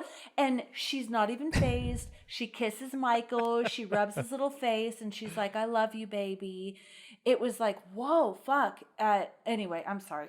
But was it because of her acting, or was it because of the, like, I think it's because of the situation that she's in within the context of the movie, not necessarily her acting in that part. Oh, I have to completely disagree. I'm sorry. Here we go. I'm going to play devil's advocate for 1 second, okay? So she plays Mrs. Myers. She's a sympathetic mother who is struggling. She's a stripper. She comes to the school. She's like, hey, I can't keep coming down here. Do you not know how to fucking run this school? Like, you figure it out. Then you look at her in Lords of Salem, where she's this radio DJ. She's like, there's got all this weird stuff going on. She can't really figure it out. You look at House of a Thousand Corpses. Now she's this freaking psychopathic baby right here, baby Firefly. She's on here somewhere, right there. Baby Firefly. She's like this sadistic, this insane, crazy person. Switch to Devil's Rejects, where she's this slasher / totally different person. Then you go into 3 from Hell, where she's this tormented. She's been in prison. She's been this abused in prison. She's insane. I'm biased. Again, I love Sherry Moon Zombie, but and again, maybe she has it a little easier because Rob Zombie admittedly writes these parts for her, so he kind of feeds them to, not that he feeds them to, I don't want to say that, but that he writes these parts. Has said when I write a part for a movie, I generally know who's going to play that person before it's even casted. So that being said, I think she does great. But again, I'm a little biased, but I love Sherry Moon Zombie in these movies and all of the Rob Zombie movies, even 31. So I love Tawny Ray. And I have to say, though, I do agree. Like, I felt her depression when Michael wasn't responding. And I felt how she was dealing with this fucked up situation. And like, I don't know, I really liked her. And then thinking back, because literally I watched them back to back thinking of 31. If I'm walking back and forth, it's because my little one is literally sitting down here rocking my chair back and forth. But when I watched 31 right before it, and she was my even though I had a couple of things where I was like, are you fucking kidding me?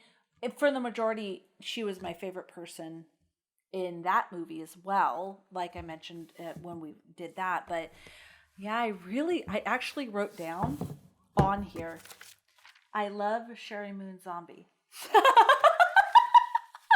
To be fair, I do think this is like the best role that I've seen her in. It's been like a really long time since I saw House of a Thousand Corpses and Devil's Reject. Like, I guess it's been a really long time for all other movies except for 31. But like, do I think this is her best role that I've seen her in? Like, yes, for sure. I think she does a better job in this than other movies, but it's just like, her version of acting is either she nods or she shakes her head every time she says a line, and it drove me fucking insane.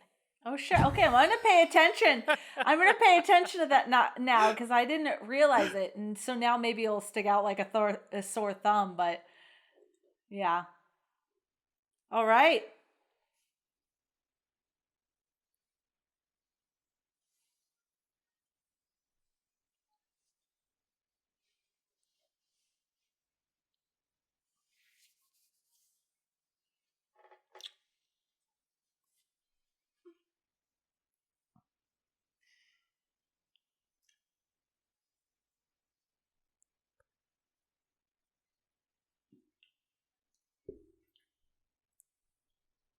Can I just ask you one question?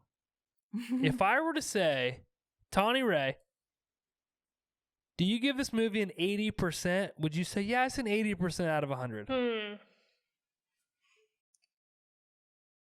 Yeah. Because a 4 out of 5 is 80%. I don't want to judge you or judge your thing. I'm just saying this.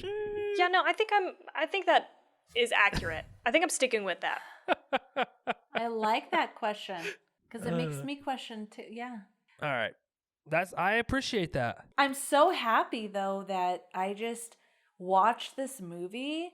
Like even if you rated it a 1, I'm so happy you mentioned this movie because I fucking loved it. And I'm so happy I saw it. You know what I mean? I'll probably watch Halloween 1 and Rob Zombie Halloween every single Halloween. That's my new tradition. Josh, you are fucking amazing. Yes, thank you so much for being our guest. This was really awesome. And our first guest. Well, I appreciate you guys having me on. That was awesome. Anytime you need a guest, let me know.